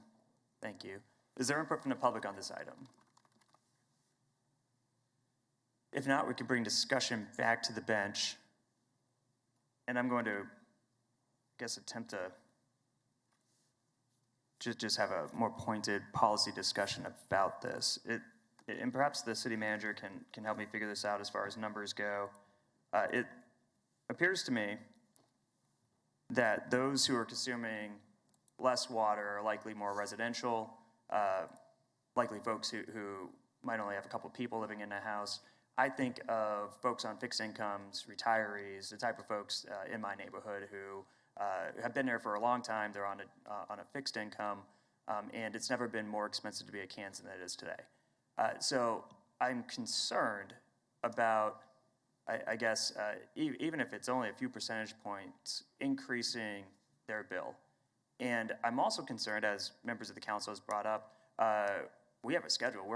We have a plan. I think Councilmember Frye mentioned you don't rob Peter to pay Paul in this overarching theme of what is our formula for water rates.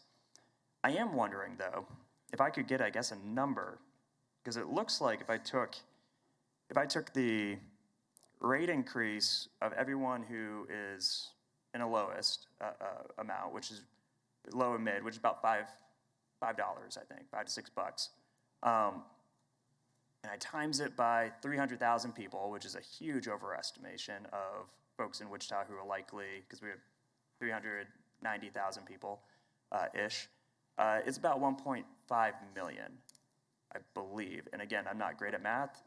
I have a calculator. I'm wondering, is there an opportunity to dip into perhaps one of our reserve accounts that we have right now, my understanding, some record amounts in with our council reserve to offset the costs, at least for the folks that could really use a break this particular year as the market and the international market self-correct coming out of COVID, while not hurting the fund long term. Is there a way that, and I'm just opening this up for policy discussion, I don't have a motion or anything, I would like to just talk this out. Is there a way that we might be able to provide more targeted relief for folks who are really going to, who are been facing a lot of economic challenges because of our current situation, while still maintaining the integrity of the fund and the formulas that you all have relied on? So I'd like to open up for discussion. Councilmember Hoheisel. Thank you, Mayor. I certainly would support something along those lines where if we could freeze the rate for the bottom segment and either make that up at a later time or find somewhere else that we could pull money from that from. Because I agree, there's a lot of people who are on fixed incomes right now, Social Security and whatnot, and just the, their rate increase or their increases in Social Security, for example, is just not keeping up with inflation. So if there was a way that we could, on the bottom tier, maybe freeze that, I would support something along those lines. And I'll just expand on my reasoning. When I was first elected to the legislature, and I know no one likes to hear these stories, so I apologize. That was a different world. I remember getting a phone call from a constituent, and she was a woman in her 90s. And something happened with the tax policy the year before, where like a rebate turned into a refund or a refund turned into a rebate. And I'll never forget this conversation because she sounded so desperate on the phone. And what happened was she had her budget down to the point where she was still driving. I believe that she used her refund to pay for her tags. It was $50, $54, something like that. That was the difference. And it was the difference for her budgeting so tightly that small change in the state tax code caused her not only incredible harm and grief, but also caused her to call her state representative because she had my cell number.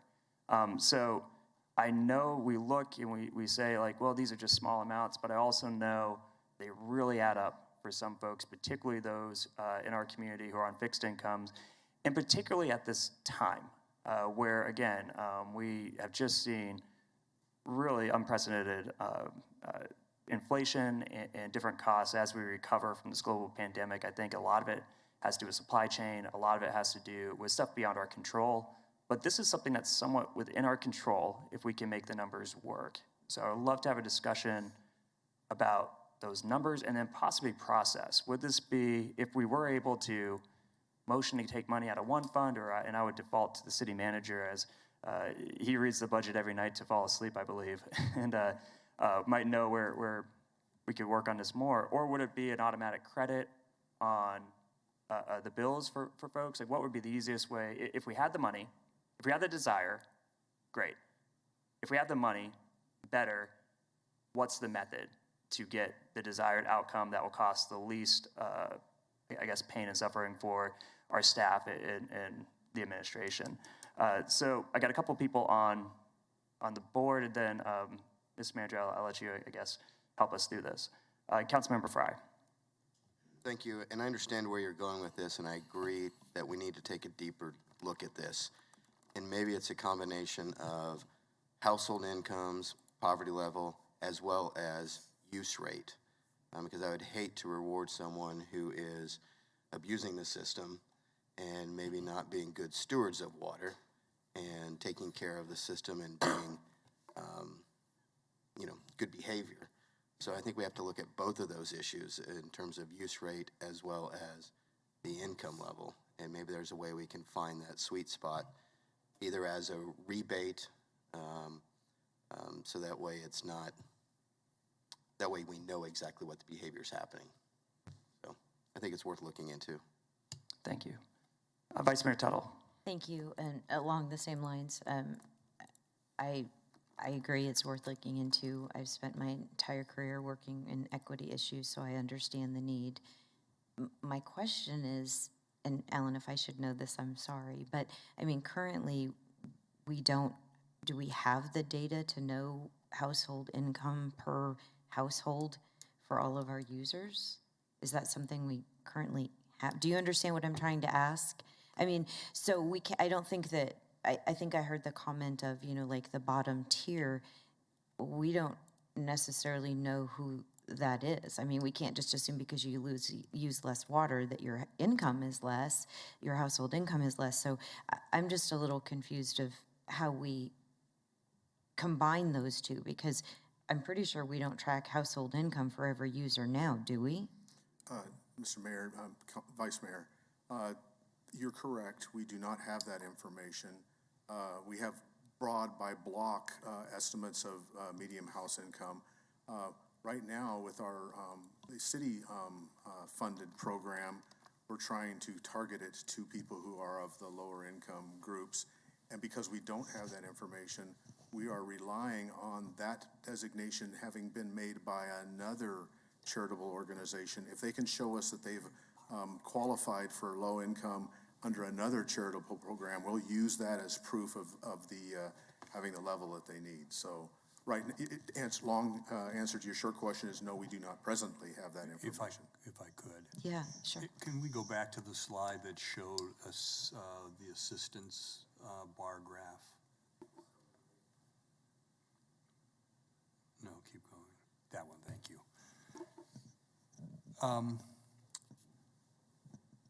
There are always going to be extenuating circumstances. I understood the discussion about folks on fixed income. As I understand it, Social Security is going to be increased by a record percentage this coming year, and I'd be a little hesitant to tie it to any specific issue like that.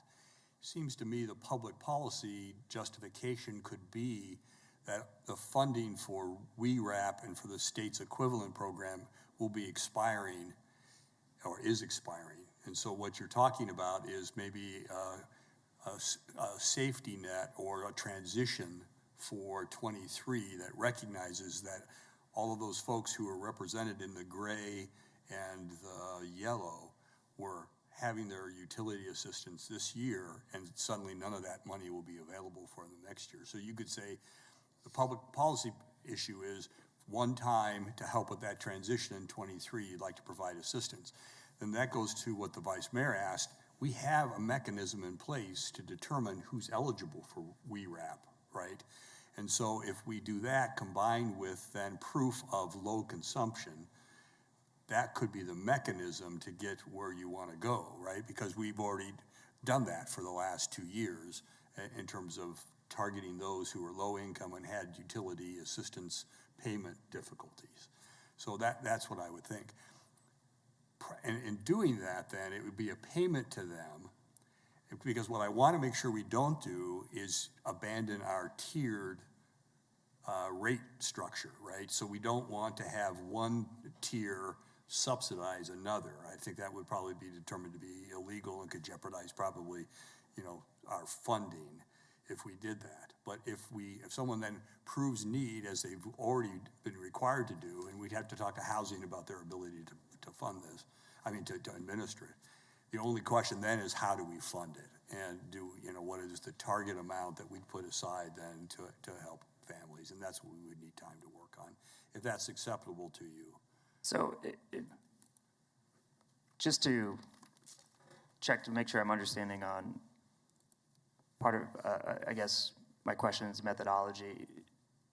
If we were able to identify a source and move forward with more targeted assistance to folks who identify themselves as needing it, you are, I guess, saying it would be easier to put a credit or a payment on the check than it would be to just forego the rate increase as a targeted, I guess, to particular tiers within a policy. And that's very helpful. So I thank you for that. Yeah. And the reason I like using this approach is it's a one-time issue. There will always, in my entire career, there's always been concerns about increasing utility rates. And we've charted a course and made commitments on very large capital projects. So we're going to see those increases.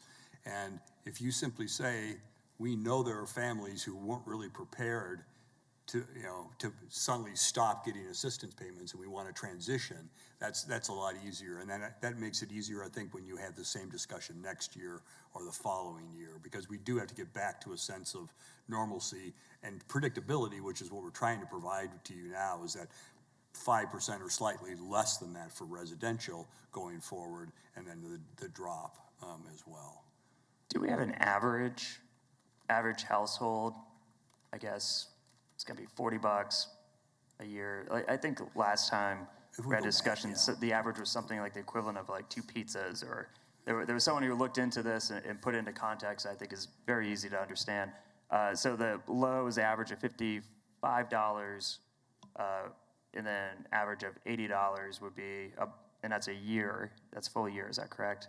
Probably the target. I'll let staff correct me, but the target will be those families that are at the $56. So it's a $2.34 increase. And what I was hearing is you want to hold them harmless from that increase. So that could be a more manageable number. We would just have to estimate what the number of households from a consumption standpoint. Because those are folks, if you remember, their rates are established by what they use in the winter. And those are the households they're not watering their lawns. They're the families I think you're talking about. That was my assumption as well, if I had to take an educated guess, while still being respectful to my colleague who mentioned that there are folks who take advantage of situations. My perspective on that is there's a lot more folks who do right. We're never going to be able to stomp out all folks who get issues of taking advantage of anything, but that. Yeah, and normally what you would have, it's not folks who are nefarious by any means, but what you'll have are folks who didn't take action to repair that broken toilet, right? And will have their consumption will go up just simply because of their inability to do that maintenance. And you want to encourage them through the rates to be able to do that, to conserve water or to properly use water. Of course. Further discussion, Councilmember Frye. Thank you, because that's what I wanted to clarify, because there are people that will do things the wrong way. And as someone who's got a family of 8, especially if they're more teenagers in that household, are going to use a lot more water than a single woman on fixed income, right? So it can't just be low users. It has to be a way to figure out who's acting nefariously, if there's a way figure that out, because it just can't be low users, because there are going to be families that, just by the number of people in the household, they're going to use a lot more water. But if they're doing things right and not acting the wrong way, then how do we figure that out? That's going to be a challenge. There's going to be some places you have to draw the lines. I think the council's saying income is probably the primary driver, and we just want to make sure that you don't have someone that's low income and turns out to be in the third tier, right, for whatever reason. And that furthers the discussion as well, where we do have mechanisms in place for folks who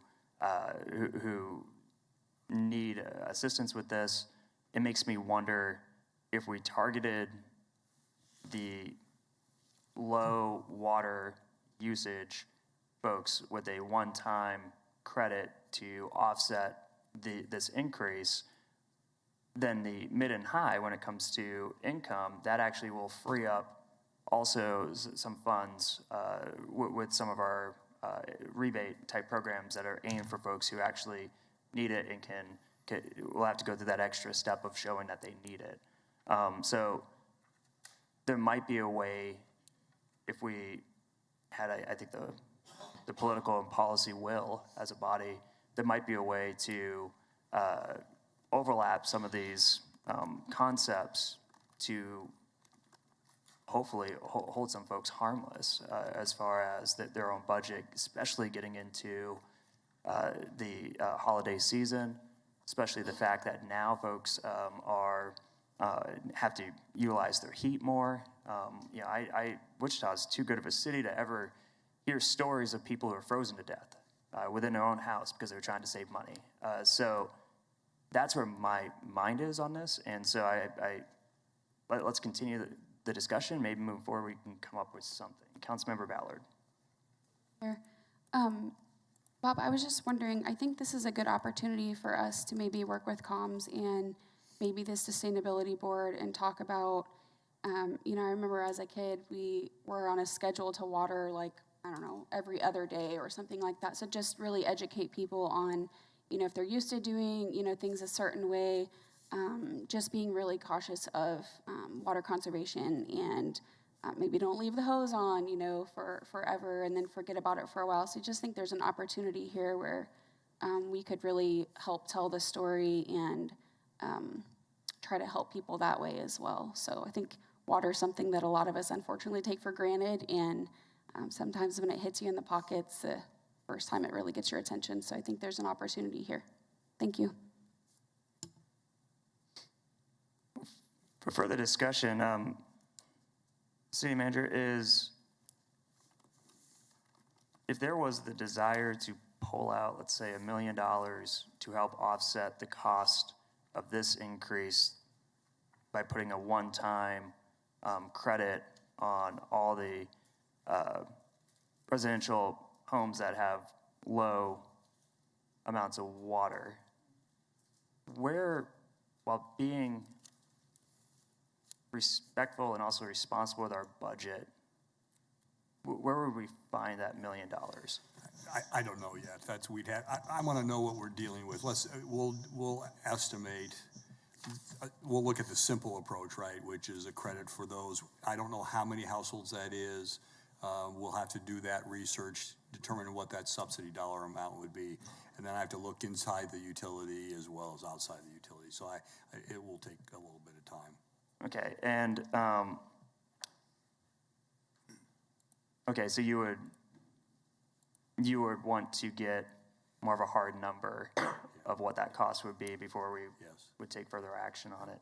And I guess within our ongoing budget now, that was already passed, I would be interested and willing to utilize, I think, our what has been referred to as a rainy day fund, our council directive account as well, if needed. So I'm hoping we can. If you could give us a little bit of time, we've really tried not to use general fund money in the utility, and that gets to be a slippery slope. So let's take a look at available resources in utility first, but I want to know the magnitude of what we're dealing with. So if this is the direction the council wants to go, give us a little bit of time to be able to analyze it and bring something back. Yes, sir. Vice Mayor Tuttle. Thank you, and I'm just asking a clarifying question. There's no judgment in this. I just want to make sure I heard something correctly. I think I heard the mayor say that we would be looking at giving a rebate or a refund or whatever we call it. Did you say to low users or low? Because again, we don't have the data, we don't think to compare household income. And just because someone's a low user doesn't necessarily mean they're low income or in need of relief. My family is in the low use rate, but we wouldn't need a refund. So I'm confused by that. I just want to make sure that I understood that correctly, because I'm supportive of this. I think it's a great conversation. I'm interested in the investigation and the further discussion, but I don't think we can make an assumption that if someone is a low user, a low consumption doesn't mean that they're low income. Right, I think what we'll do is we'll start to see how many households are in that low consumption. And if that number turns out to be very significant, then we'd be talking, we'll have to work with housing on the number of families that were eligible for WERAP, for instance, so that we can bring it down to a smaller subset. Thank you, I like that approach. Yeah, but it's an interesting starting point, and then we'll figure out what the magnitude is at that point. Yeah, and what I'm picking up here is there's desire to look into this more, but we don't have the data today. I think the read, I think that the manager's correct in his assessment and pushback if I'm wrong, that the moving forward, we're going to need a hard number, and also there's a direction from the council to look into a policy that would meet the spirit of the conversation we're having right now.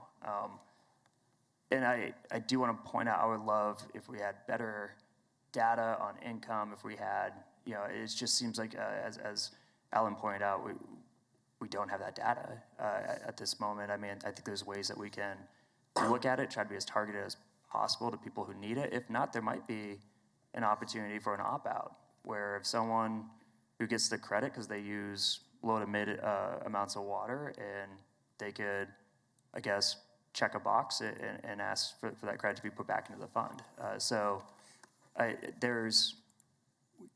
We won't need to, but if we used the WERAP guidelines, we don't need to reinvent the wheel, right? We've already established a mechanism for eligibility for utility assistance.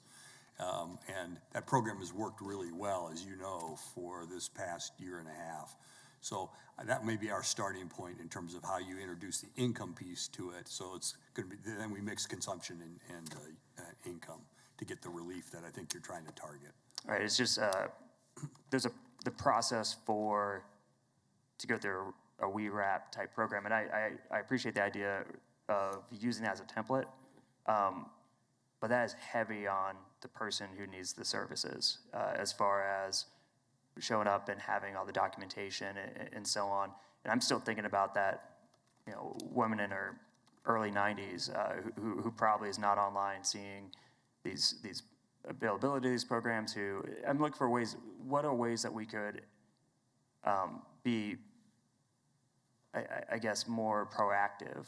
So that's my thought, instead of just, I guess, you leading on WERAP. I think there's some lessons there, but my takeaway isn't to just rely on a WERAP program. But let's continue the conversation. I got a few people on the board that I want to recognize for this conversation. Councilmember Johnson. Thanks, Mayor. Since you asked for direction, I just wanted to say I'm supportive of this discussion and the direction we're going. Councilmember Blubaugh. Thank you, Mayor. And I'm a little bit concerned with the metric on the low usage as well. I have a half-acre lot, but I have a sprinkler, so I'm a low user, but I just want to know more about the definition there in that metric. Yeah, and it sounds like the direction of the council is to look into a way to move forward with trying our best to hold folks who need it harmless with a data-centered approach. And if that's my takeaway, and it sounds like staff will come back, hopefully within a reasonable amount of time with a possible way forward, as again, folks are now increasing costs when it comes to heating their houses, winters here, we want to make sure that, we're utilizing something like this at a time where it's needed and not putting it off, let's say, till, I don't know, next summer or something. So I'm hoping that we can, because I know that this increase takes effect fairly soon. Alan, would we okay at November 8th if the council approved the rates on the 8th, November 8th? Yeah, Yeah. yes, Mr. Manager, we purposely bring this one whole council meeting early in case there are some concerns and they needed to bring it back. Mayor, if there's a motion to defer this to November 8th, then we can bring back a report. In the meantime, as we develop information or gather data, I can, in my weekly meetings with council, can tell you where we are and kind of bounce ideas off. I can't compliment staff enough for giving us more time with this particular item so that we can, I guess, really get into all the details. I just have received a lot of contact from folks who are concerned.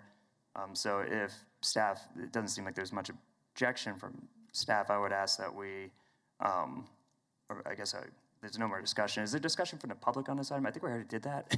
But again, I also think someone slipped my coffee with decaf today. Okay, so we'll bring it back to the bench or keep it at the bench. So if there is no further discussion, I would ask the body to defer this item until November 8th, in which we could bring it back for discussion and hopefully perhaps even some additional policy suggestions, if nothing else, at least more data. It gives us some time to look at the data for some of the concerns that some of the members had. So I'll just make a motion to defer this item until November 8th in hopes that we can explore some of the information that council has asked for. Is there a second? Second. Motion has been seconded by Vice Mayor Tuttle. Clerk will open a roll. Members will cast their vote. I've received 78 votes. That motion does pass. This item is deferred until November 8th. Madam Clerk. Ordinance relating to the illegal possession of catalytic converters.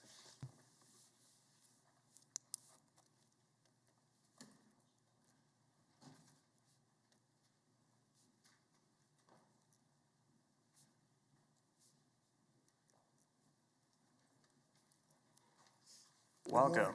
How are you? Besides water bills going up, catalytic converters have been just such a topic. So you're so welcomed here. Please, please present us with how we can combat catalytic converter theft. Yes, sir. Thank you, Mr. Mayor, City Council. Thank you for allowing me to come and present. My name is Brian Saffers. I'm a sergeant with the Wichita Police Department. What we have come up with is hopefully an approach to combat the problems that are affecting several people within our community, and that is the theft of catalytic converters from their vehicles. Some of the background. Thefts of catalytic converters have increased substantially in Wichita, from as few as 553 in 2015 to 1,306 reported in 2021. Year to date, we are currently rapidly approaching 1,000 at this point in our calendar year. This increase is due to multiple factors, including the value of the precious metal within the part and the difficulty in arresting and prosecuting those who are involved in illegal trafficking of parts. Law enforcement have few tools to combat these thefts. Thefts often happen at night with no witnesses. Thefts happen in a matter of minutes or even seconds. When police investigate suspicious possessions of a catalytic converter, the cases are not solvable due to a lack of identifiers on the parts. The analysis. The proposed ordinance will make it illegal to possess, accept, process, store, hold, keep, receive, reuse, or collect catalytic converters. Exceptions. A person may possess a cut catalytic converter with proof of ownership of the vehicle from which the part was removed, a bill of sale for vehicle or parts and contact information for the seller, proof of work or service order requiring the removal of the part, a letter from Wichita Police Department allowing the possession of the part. Recyclers and precious metal dealers are exempt and regulated pursuant to state statute. The analysis. In 2015, the Kansas legislature enacted the Scrap Metal Theft Reduction Act and established a statewide database to track metal sales. The Office of the Attorney General has a team to enforce scrap metal laws, and the statute preempts municipalities from prosecution of crimes related to buying and selling scrap metal.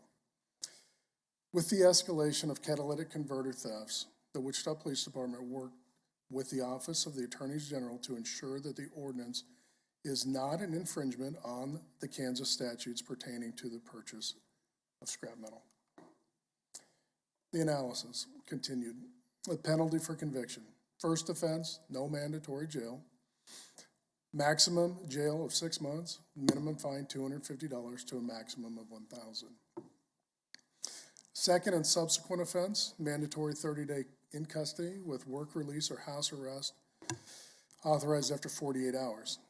Maximum jail sentence of 1 year, mandatory minimum $500 fine to a maximum of $2,500. Upon conviction, the catalytic converter will not be returned to the offender. It is our recommendation that place the ordinance on the first reading and authorize necessary signatures. Are there any questions? There are, if you would indulge. Councilmember Johnson. Thanks, Mayor. I appreciate your work on this, as important as it is. I just wanted some clarification. So page 2, letter C, refers to precious metal dealers or those regulated pursuant to KSA 506109 are exempt. I did not read that statute, so why are they exempt if they are acting within the scope of that statute? They fall under the precious metal state level statute that protects dealers. And we worked very closely with Kansas Attorney General's office once we proposed this with the law department, just to make sure that the two do not intersect, so that we're not keeping them from being a productive business. So and they're required, I'm sorry, Mr. Johnson, they're required to input data once they receive the property. And it's verified with a title or a bill of sale, items like that, similar to what our proposed ordinance would require. Okay, that answers my question. I just wanted to make sure it wasn't a loophole where yes, somebody could get out of it. Thank you. Thank you. Councilmember Hoheisel. Thank you, Mayor.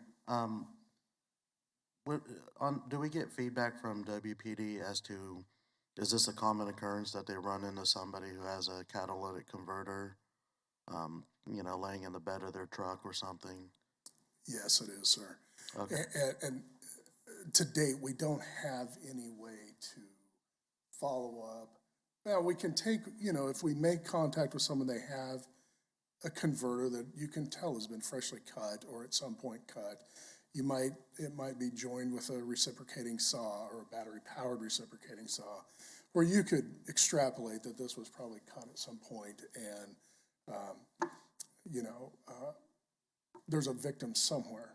Unfortunately, one of our biggest problems is the underreported amount of crime that occurs. We have the capability of going back and trying to marry up victims with the property so that we can get it back, so that their repair bill would be significantly less if we could do that.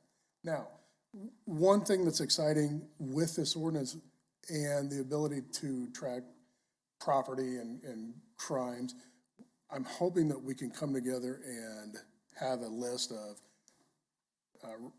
evidence that's been submitted and then marry that back up to where crimes have occurred and look at types of vehicles and reach out to citizens, where then you're looking at a bill of reinstalling a piece of the vehicle versus trying to purchase a new catalytic converter and have it installed. And the prices range from $500 to $1,200, even higher once you get into a commercial vehicle type, a bigger vehicle. Thank you. Yes, sir. And just on that note, about $500 is what I hear these go for. It's like a $2,000 repair. Is that accurate? Can you add some more information on I guess if that number's off? I had a friend who had her catalytic converter stolen, and it's is not easy to repair. It actually has cost a lot of people quite a bit of money. Is that accurate, or is there anything you'd like to correct? Yes, Mayor, that is accurate. And unfortunately, there's a byproduct to other damage that occurs. Oxygen sensors get damaged in the removal of some of these. Sometimes they're just cut off real quick and down the road, but sometimes there's additional damage that's caused, which then it just exacerbates the damage. And, you know, this becomes a quality of life issue. This is where someone goes out to their car. Typically, you're rushing out the door in the morning. You're trying to get off on your way. And all of a sudden, your car is 5 times louder than what it was the night before when you parked it in your driveway. And you've been victimized and you don't even realize it. And now you have to get this repaired. You have the kids in the car. You're trying to get to school. You're trying to get to work. And there's no specific demographic where this is influencing people. It's everyone. Everyone in this community is affected by this. And it's not cheap. It's not cheap. No, sir. No. Thank you. Councilmember Johnson. Thanks, Mayor. One more technical question. So I know a few years ago we approved some system for pawn shops to verify folks bringing in scan their IDs and stuff. Will that same type of system be used for this, or is this kind of on the scrap metal yard or whoever to prove that? This is going to be when officers stop somebody, see somebody suspicious, they're called to a suspicious character, they're stopped. Now we have the ability to interact with that individual, detain them legally, seize the property if they can't produce the documentation that are required by the ordinance within our municipality. And then there's follow-up. We can do some follow-up potentially. As far as the pawn shops, I would have to do some research. Typically, I'm not saying they don't, but typically you don't see people going to the pawn shops, or they're more of a reputable business where they are requiring the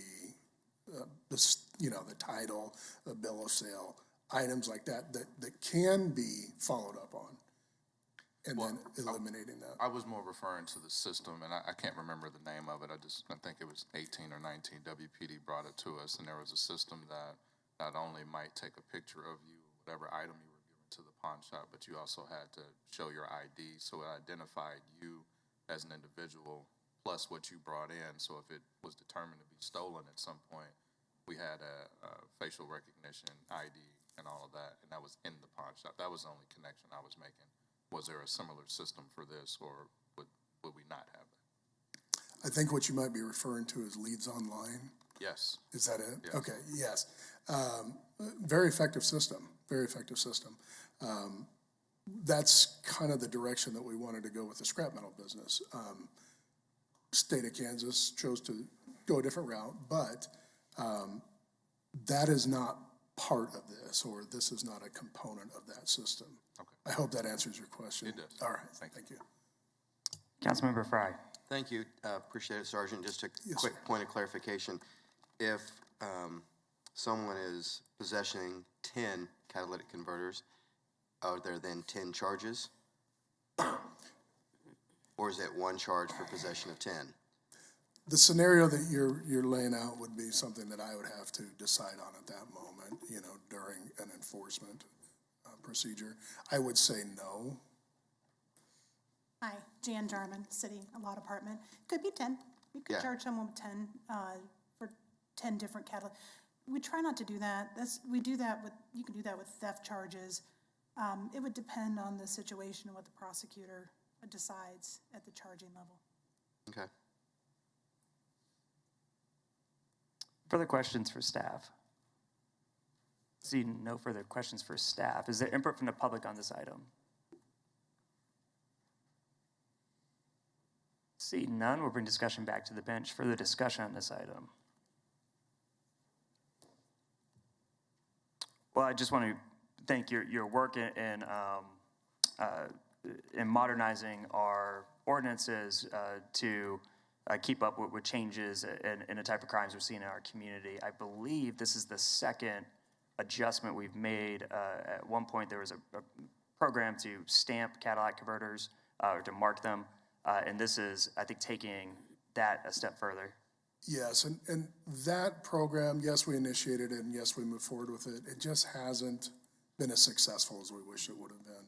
Well, the goal is to attack it from different angles. And so we appreciate you all bringing this forward and allowing us to have another tool in our tool set when it comes to combating catalytic converter thefts. Thank you, Mr. Council. With that, there's no further discussion. I'll make the motion to accept staff's recommended action to place the ordinance on first read and authorize the necessary signatures. Is there a second? Second. Motion has been seconded by Vice Mayor Tuttle. Clerk will open a roll. Members will cast their vote. I've received 7 yea votes. That motion does indeed pass. Madam Clerk.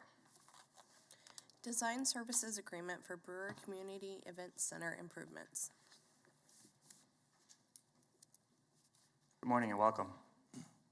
Morning. Morning, Mayor, Council. Chris Sewell, Facilities Division Manager, Public Works. This particular item today, we're asking for approval of the design agreement for the Carl G. Brewer Community Center.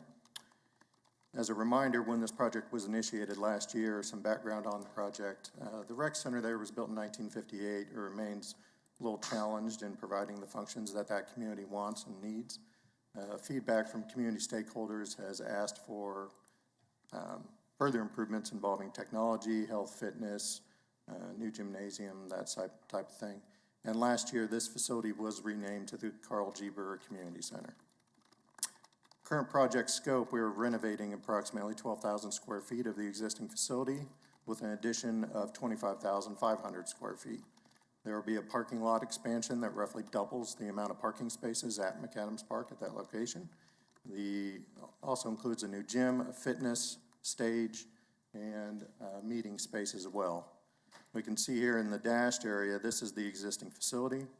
Here we have a new gymnasium with seating this time, fitness dance with stage, dining facilities, and 2 meeting rooms.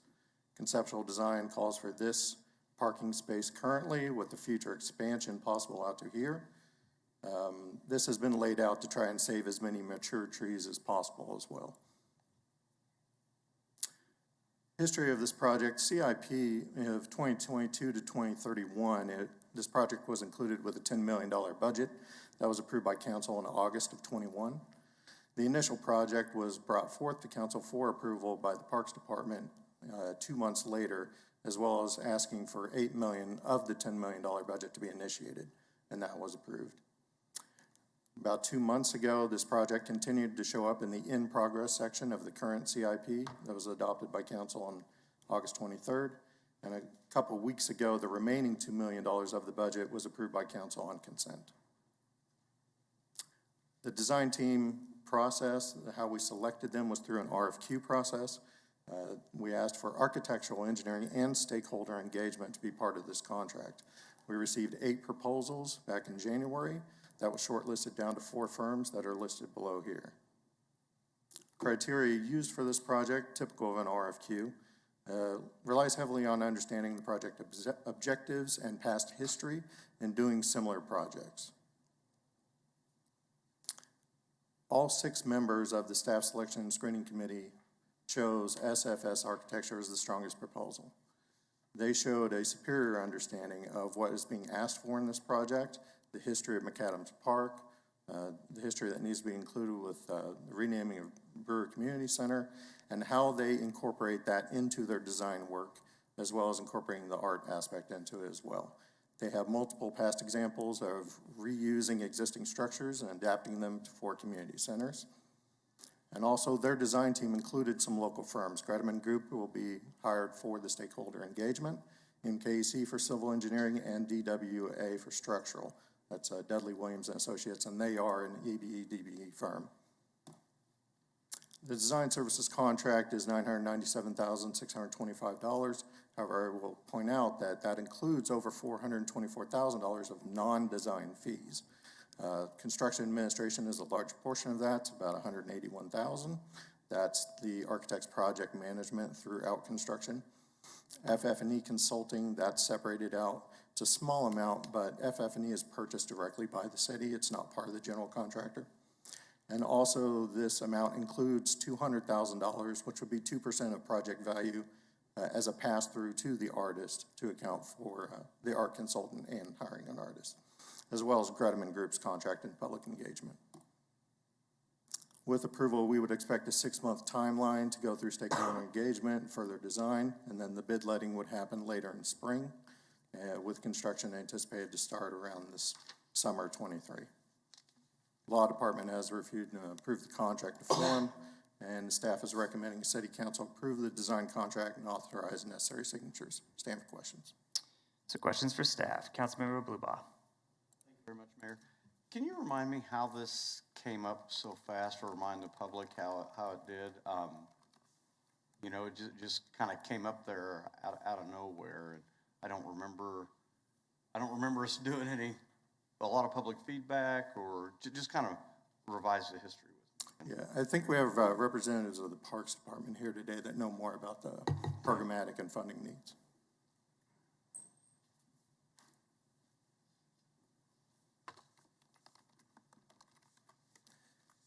As Mr. Sewell pointed out, that it was actually in the CIP budget several years back. And so we've been working towards this project. We've met with stakeholders on a regular basis over this past year, almost a year and a half. So I don't think it's necessarily new. It's something that we've been working on for at least a year and a half. It's been in the budget, the capital budget, for almost 2 years. I'm not sure if that answers your question. So we had a $10 million allocation in our CIP for Yes. this? Yes. What year was that at? Like, I do believe it was 2000. Yep. how far away is this from the other two? Isn't there 2 other rec centers that are pretty close? We have rec centers that are, most of our rec centers are right in the center of the city. So we do have a few that are nearby, but there's definitely a very strong user group for this location. This location really kind of addresses the African-American community and the folks that live east of the recreation center. Have you got anything in the CIP or any plans for anything on the south side for south side residents? Would love to, and we do have the pickle complex that's coming on board. But that's not really geared toward kids and well, people it use the can rec be. center, is We it? can definitely do lots of programming for pickleball for kids. But to answer your question, we tried to address all those issues as best we can. This wasn't necessarily something that we were focused on our master plan, but it's an opportunity that we definitely thought would be a great opportunity for this community. Well, I'm a little disappointed you don't have anything in mind for the south side. Well, I mean, that's a large portion of the city. Yeah, Mayor, if I could. Yes, Councilmember, we have been doing planning for a facility at Pawnee Prairie Park that would allow for programming. And so that's not in the CIP now, but we're putting the plans together so it could be reviewed and incorporated in the upcoming CIP next year's. Specifically, can you go back through the $424,000, what that was for?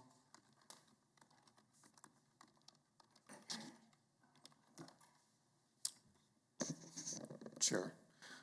That is for construction administration, which is the architect's project management during the construction phase. That is $181,000 in their contract. FF&E consulting is a small fee. I think it's like $12,000, $15,000 for the architect to make sure that the furniture we purchase fits within the facility. A little bit of project management on that side as well. The art management and artist pass-through, that's $200,000. That covers us contracting directly between the architect and the architect contracting the art consultant and artist directly per the city policy for the art, 2% that is to be included.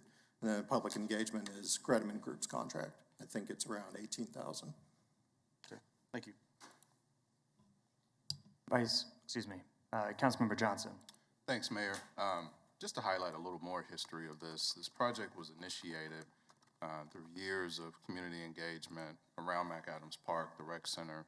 It really wasn't a joke, it was a truth. It was 100 degrees outside, it was probably 115 in that gym. Many people really wanted to see change there. After the year of 2020, we just went on city to city. We heard about this reckoning that happened. Fidelity Bank, we were talking about just investments in the community. They've been investing in organizations in the city for quite some time. knew about this project, and we continued to talk about it, and it was Fidelity Bank that said we would offer the $10 million up front to get this going. That conversation was in 2020.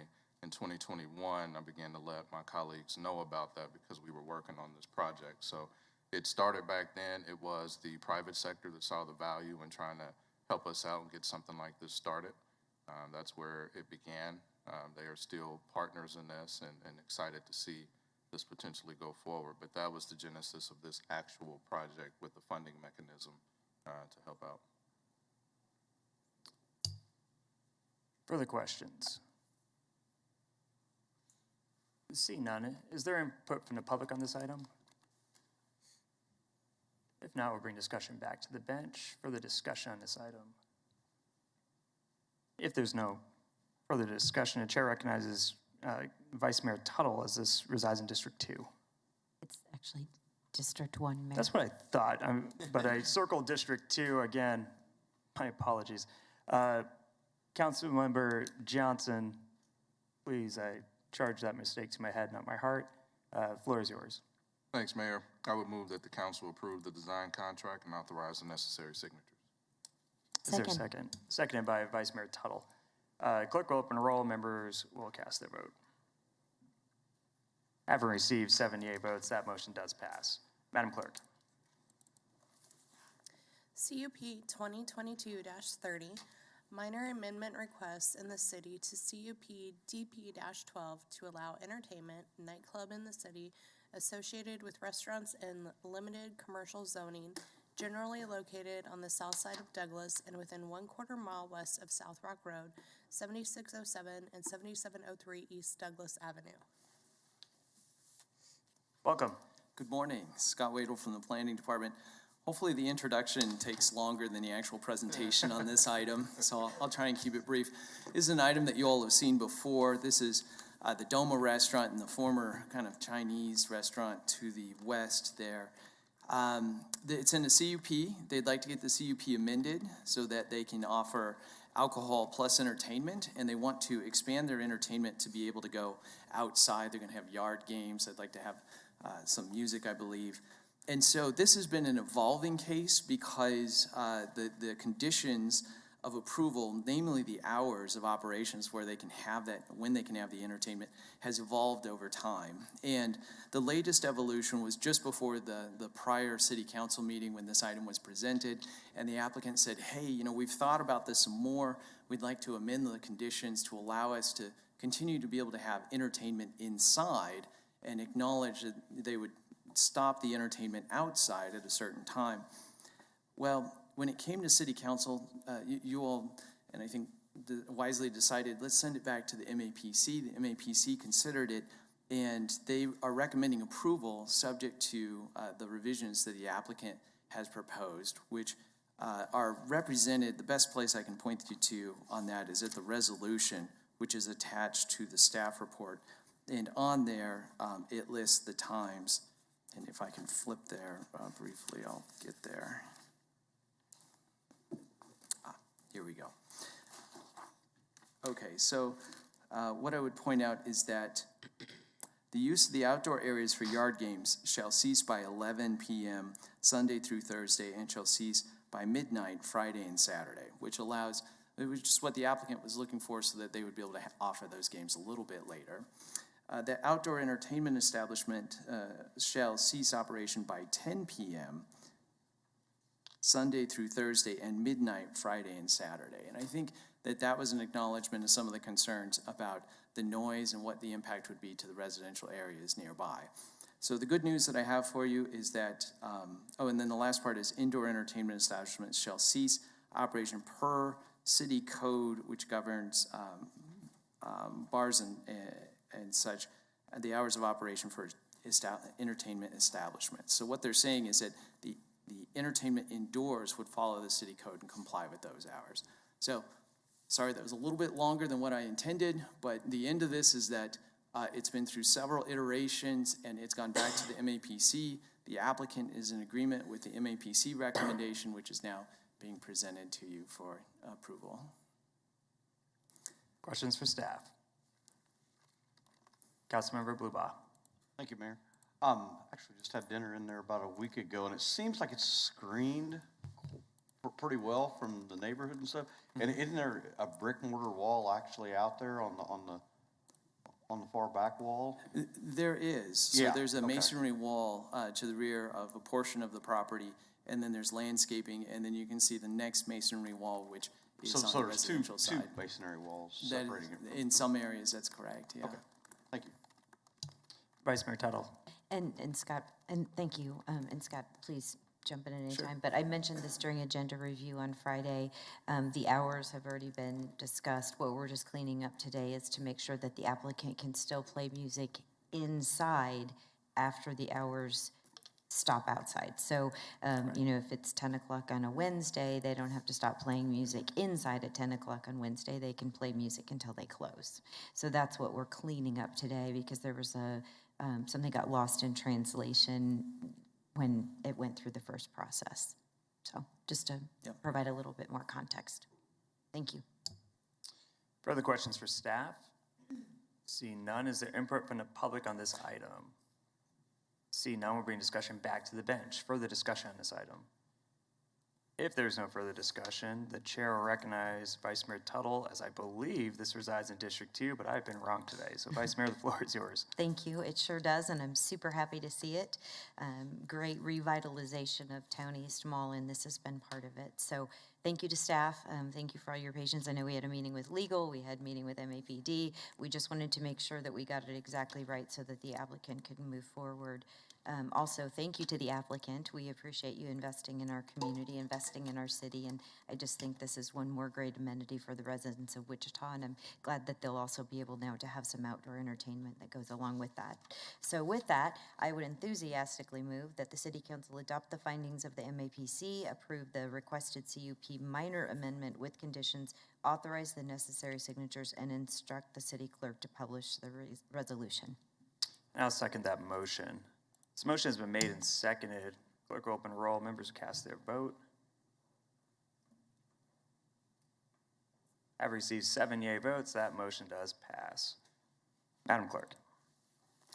CON 2022-44, zone change requests in the city from TF3 two-family residential to B multifamily residential for redevelopment for medical use, generally located within 2 blocks east of North Hillside Avenue and 1 block north of East Murdock Avenue, 839 North Vassar. Welcome. Thank you. Scott Wadle from the Planning Department again. So this item is being presented because the MAPC and the DAB recommendations differ, and also because there are protests for the application. In terms of the application request itself, the applicant is requesting approval of a zoning change from TF3 two-family residential to B multifamily. And you can see here is the site where the rezoning is proposed. This is a subset of a larger project site, which includes the former children's home. The applicant has indicated that they are requesting the rezoning in order to develop a medical facility and parking lot. The medical facility would have approximately 41 to 82 beds, still working on determining the ultimate outcome there. In terms of the property, again, the overall project site is the former Wichita Children's Home, which you can see on the aerial in this image. That building has been demolished and the site cleared. It also includes 2 single-family homes which front onto Vassar, and you can see them on the edge of that red boundary there. Again, this subject site for this rezoning case is a portion of a larger project site of which the majority is zoned B multifamily, and we'll see if I can get to that zoning image here. There you go. In terms of context in general, the properties to the north, east, and west are zoned TF3 two-family residential and developed with single-family residential dwellings. Property to the south is zoned B multifamily and developed with a medical center that shares the same ownership as the property subject site. The staff report provides a review of parking, screening, and landscaping requirements. In terms of review, on September 15th, the MAPC held the public hearing for this item and recommended approval 9-4. 7 members of the public spoke in opposition to rezoning. Some concerns brought up by members of the public included a lack of communication regarding development plans, increase in traffic, light and noise pollution. Also, the isolation of the house on the southwest corner of Vassar and Country Club, and devaluation of property values. On October 3rd, the District Advisory Board for Council District 1 recommended the City Council defer the item until after the DAB holds its November meeting. That vote was 4-3. Again, 8 members of the public spoke in opposition at the DAB meeting. At the DAB meeting, the applicant indicated that the Rehabilitation Center, and this is a typo that was caught in the staff report, and I apologize, we didn't catch it before it made it out to print, but the applicant indicated that the Rehabilitation Center would likely proceed. We have it in the staff report as would not, but it would, they indicated that it would proceed on the proposed existing property adjacent, which is Zone B multifamily, and you can see in this graphic is the brown area. 15 protest petitions were received for the requested zone change, 8 of which are valid, and that exceeds, those 8 exceed the 20% threshold, so it will require a supermajority. Any vote to approve will require a supermajority, 6 of 7. In terms of council action, it is recommended the City Council adopt the findings of the MAPC, place the ordinance on the first reading, authorize necessary signatures, and instruct the city clerk to publish the ordinance after approval on the second reading. Alternatives include the following. You can override the MAPC, adopt alternative findings, and deny the zone change, requires 5 out of 7 because it's an override, or you can return the case to the MAPC for additional consideration, which requires a simple majority, 4 of 7. In addition, I'd note that the City Council policy is that the public hearing for this planning agenda items occurs at the Planning Commission meetings, and according to this policy, City Council does not typically receive public comments on zoning items. So with that, I'll take you through some of the graphics and photos. We've got quite a few photos on this one. So that's the zoning map. Talked about, again, it's the TF3 area that we're talking about, the rezoning. This is from the comp plan. It shows it as new employment is the recommended land use. This is the site schematic that was submitted with the application, and generally what it shows are the lot lines, the existing lots of the case. This is a protest map. You can see there were a number of protests that were received. The valid ones that were in the protest area are shown in red, and again, it accounts for more than 20% of the protest area. This is the protest area compared to the notification area. It's kind of a new graphic, but because notification areas have come up quite a bit in conversation, we wanted to show that, and that it's 350 feet, I believe, which exceeds the protest area. Here are some photos from the site. So again, the former Wichita Children's Home site. This is a house directly to the east across the street. This is looking north on Vassar, so you can see the house on the corner there. We'll talk some more about that one. Homes across the way. This is looking north from the project site. Again, the project site itself, looking south on Vassar. Looking to the west. This is one of the homes that's boarded up for which this rezoning, which is located in the subject site. Here's another one. Here's a couple of homes to the north. This is the house on the corner of the site. This is a photo of the former children's home structure that was there. The conversation brought this up a number of times, so I wanted to make sure you saw some images from those. And again, this is a subject site, again, a subset of the overall site. One quick note also is that I know that the applicant has developed some graphics, and they offered to bring those, but because they were not included in the public record at the DAB or the MAPC meeting, we're not showing those today. So with that, I'll stand for any questions. Questions for staff? See none. Getting off easy today. We'll continue discussion on this item. If there's no discussion at this moment, then I will hand the floor to Councilmember Johnson of District 1, as that is where this item resides. Thanks, Mayor. Yesterday I had a lengthy conversation with the applicant regarding this project, and they have a desire to build more trust with the community, go back, show their renderings.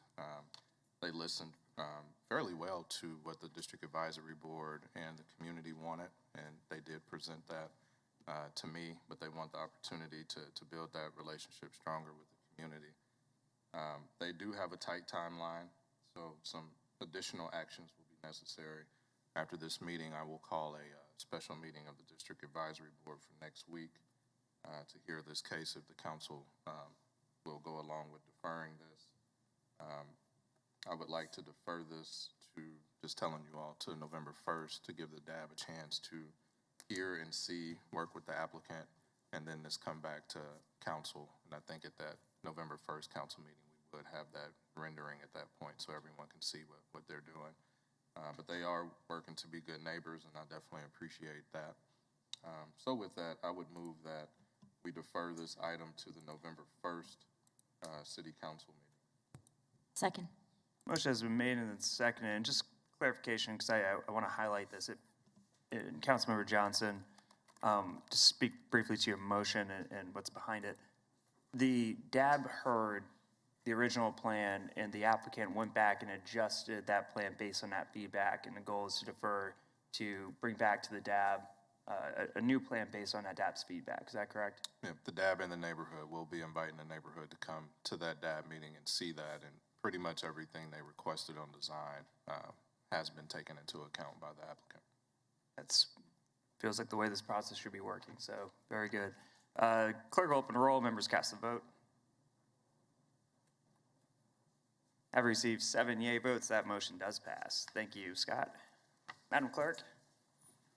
Approval of travel for Councilmember Johnson and Councilmember Frye to attend Leadership Kansas, October 18th through 21st, 2022 in Manhattan and Topeka, Kansas. Councilmember Frye. Just like to state for the record that I'm not seeking reimbursement for this travel from the city. Very good. Further discussion on this item? If not, I'll make the motion to accept staff's recommended action to approve the travel. Is there a second? Second. Motion has been seconded by Vice Mayor Tuttle. Clerk will open a roll. Members will cast their vote. Very good. Madam Clerk. Councilmember appointments and comments. Let's start off with appointments. Is there any appointments at this time? Councilmember Johnson. Thanks, Mayor. Before I make the appointment, just a quick question. We approved the Food and Farm Council, and I saw Sedgwick County also approved, so can we make appointments? All right. I would like to appoint Donna Pearson McClish to the Food and Farm Council. Further appointments. Councilmember Blueball. Thank you, Mayor. I'd like to remove my name from consideration for the mayor's task force to investigate the police. You will be removed from the task force. Further appointments, or I guess any business has to do with committees, boards? See none with that, I'll make the motion to accept that appointment. Second. Motion has been made and then seconded. Clerk will open a roll. Members cast their vote. Have received 7 yea votes. That motion does pass. Back on to just announcements for the good of the body. Are there any announcements?